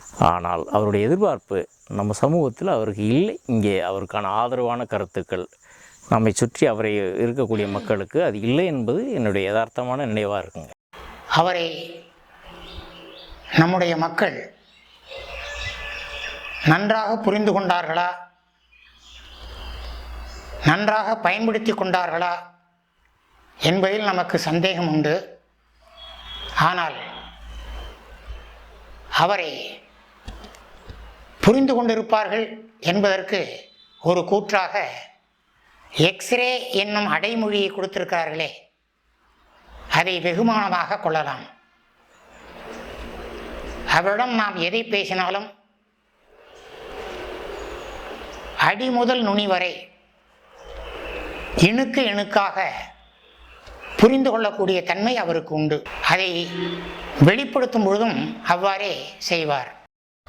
எளிய வடிவம், கனம் இல்லாத வடிவம், இதையெல்லாம் வைத்துக்கொண்டு நான் அவரை எளிதாக எடை போட்டுவிட முடியாதபடி அவர் அத்தனை கனமாக, அத்தனை உணர்ச்சி பெருக்கோடு இருந்தார். அதை பார்க்க எனக்கு சந்தோஷமாக இருந்தது மாத்திரமல்ல, பிரமிப்பாகவும் இருந்தது. நம்முடைய சமூகம் சார்ந்த கருத்துக்களை கருத்தாக திரட்டி மிக கோபமாகவும் மிக உக்கிரமாகவும் எடுத்து சொல்பவர் எரிமலை ரத்னமாக இருந்தார். நம்முடைய ஐயா அந்த கோபமே அவராக, உக்கிரமே அவருடைய வடிவமாக மாறி இருந்தார். இவர் அந்த கருத்திலிருந்து வெளியே வருவதே இல்லை, தானே அதுவாக மாறியவர். எல்லாருக்கும் இவரை தெரியும் என்றே நான் கருதுகிறேன். நான் அறிய பல வெளிநாடுகளிலிருந்து பல கருத்தாளர்கள் இவரை தேடி வந்திருக்கிறார்கள், இவரோடு அளாவலாவி இருக்கிறார்கள், இவருடைய கருத்துக்களை திரட்டி இருக்கிறார்கள். அவ்வளவுக்கும் இவர் சொந்தக்காரராக இருக்க தகுதியுடையவர், முற்றம் முழுக்க தகுதியுடையவர் இவராக இருக்கிறார். அந்த பெருமை இவரை என்னுடைய தோழமை வட்டத்துக்குள் நான் கடைசியாக கண்டெடுத்தேனே, அந்த பெருமை எனக்கும் உண்டு. என்னை விட மூர்க்கமாக, என்னை விட உச்ச நிலையில் பணியாற்றுகிறவராக, தொண்டு செய்கிறவராக, இயக்கம் நடத்துகிறவராக அவரை நான் காண்கிறேன். அந்த நிலையில் அவரை நாம் வெறுமனே போற்றினால் மாத்திரம் போதாது, அவரை பின்பற்றுவராகவும் நாம் எடுத்துக்கொள்ள வேண்டும். எல்லா கட்டங்களிலும் அவருடைய செயல்பாடுகள் விஞ்சி நிற்கின்றன. அம்பேத்கர் அவர்கள் என்ன கனவு கண்டாரோ அந்த கனவை உருவாக்குவதற்கு, கனவை நடைமுறைப்படுத்துவதற்கான முயற்சியாக இவருடைய பணிகள், இவருடைய தொண்டு, இவருடைய உழைப்பு, இவருடைய இயக்கம் பெருமைப்பட வேண்டும் என்று நான் விரும்புகிறேன், வேண்டுகிறேன்.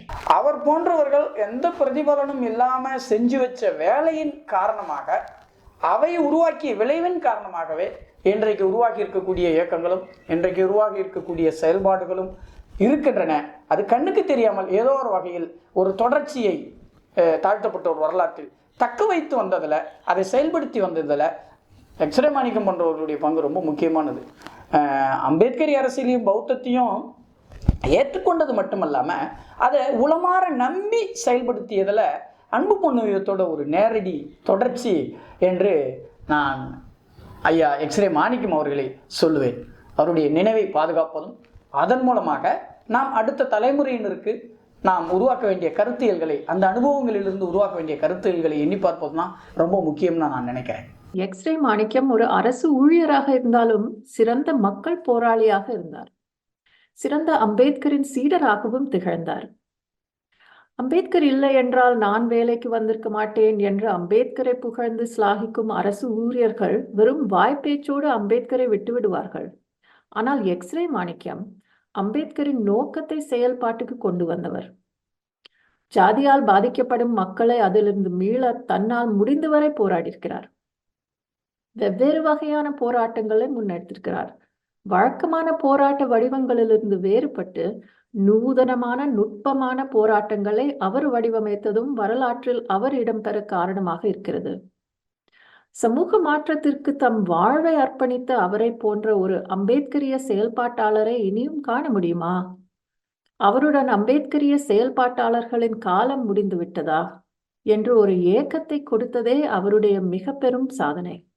அண்ணன் எக்ஸ்ரே மாணிக்கம் ஒரு வித்தியாசமான சமூக போராளி.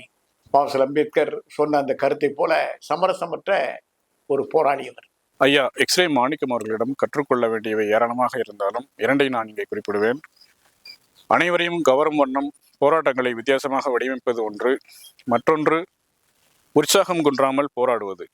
கொரோனா பெருந்தொற்று காலத்தில் நோய் தொற்றுவிடும் என்ற எந்தவித அச்சமும் இல்லாமல், தன்னுடைய முதுமையும் கருத்தில் கொள்ளாமல் சமூக பிரச்சனைகளுக்காக அனைவரையும் சந்தித்து மனு கொடுத்தவராக அவர் அறியப்படுகிறார். அத்தகைய உற்சாகம்தான் எங்களை போன்றவரை உந்தி கொண்டிருக்கிறது. அவர் விட்டு சென்ற பணியை தொடர்ந்து செய்வதுதான் எங்களை போன்ற செயல்பாட்டாளர்கள் அவருக்கு செய்யும் நன்றியாகவும் இருக்கும் என்று கருதுகிறேன். டச்சபிள் கம்யூனிட்டின்னு சொல்ல தீண்டப்படும் சமூகத்துக்கு அன்டச்சபிள் கம்யூனிட்டிங்கிற தீண்டப்படாத சமூகம் ஒன்றே அடிமையாக இருக்க வேண்டியிருக்கிறது. ஆகவே இதை எப்படி எராடிகேட் பண்ணுவது, இதை எப்படி நிறுத்துவது, எப்படி ஒழிப்பது என்பதற்கு இது அரசியல் இதில் தீர்வு இருக்கிறது. ஊருக்கு போராடிக்கிட்டு இருக்க முடியாது. சிந்தனையாளர்களும் படித்தவர்களும் அக்கறை உள்ளவர்களும் பாலிட்டிஷியன்கிற அரசியல்வாதிகளும் ஒன்று கூடி இதை எப்படி நிவர்த்திக்கு கொண்டு வரலாங்கிறதுக்கு நான் பல கட்டுரையில் எழுதியிருக்கிறேன். அந்த கட்டுரை நான் எழுதுவது மட்டும் பத்தாது. ஏன்னா அரசியல் உள்ளவங்க கை கொள்ள வேண்டும், சிந்தனைவாதிகள் கை கொள்ள வேண்டும், கிராமங்களை பூரா கூட்ட வேண்டும். கூட்டி இந்த செயலை சொல்லி இதை நிறுத்துவதற்குள்ளே சரியான அரசாங்கம் மூலியமாக செய்யக்கூடிய பல வழிமுறைகள் எந்த விதமான தொந்தரவும் இல்லாமல், அதாவது ஒரு சமூக அடிமை முறை வேலையை அரசாங்க வேலையாக மாற்றுவது ஒன்று. இந்த ஒரு வார்த்தை தான் மூல வார்த்தை. அடிமை அரசாங்க வேலையாக மாற்றுவது ஒன்று, அதாவது பஞ்சாயத்து போட வேலையாக மாற்றுவது ஒன்றே தான் விடுதலை என்று சொல்லி அந்த விடுதலைக்கு காலங்கள் நெருங்கி கொண்டிருக்கிற நம்மளாம் ஒன்று கூடுவோம், அதை வெற்றி பெற செய்வோம் என்கிற ஒரு கருத்தினை முன்வைக்கிறேன். இதை ஆழ்ந்து சிந்தியுங்கள். இது சாதாரண கருத்தல்ல. மிகப்பெரிய இந்த சமூகம் தீண்டாமையால் உட்படுத்தப்பட்டதற்குள்ள அதை விடுதலை செய்கின்ற மிகப்பெரிய கடினமான வேலை என்பதை மனதில் கொண்டு எல்லோரும் ஒருங்கிணைந்து இந்த காரியத்தை செயல்படுத்த வேண்டுமாய் கேட்டுக்கொள்கிறேன்.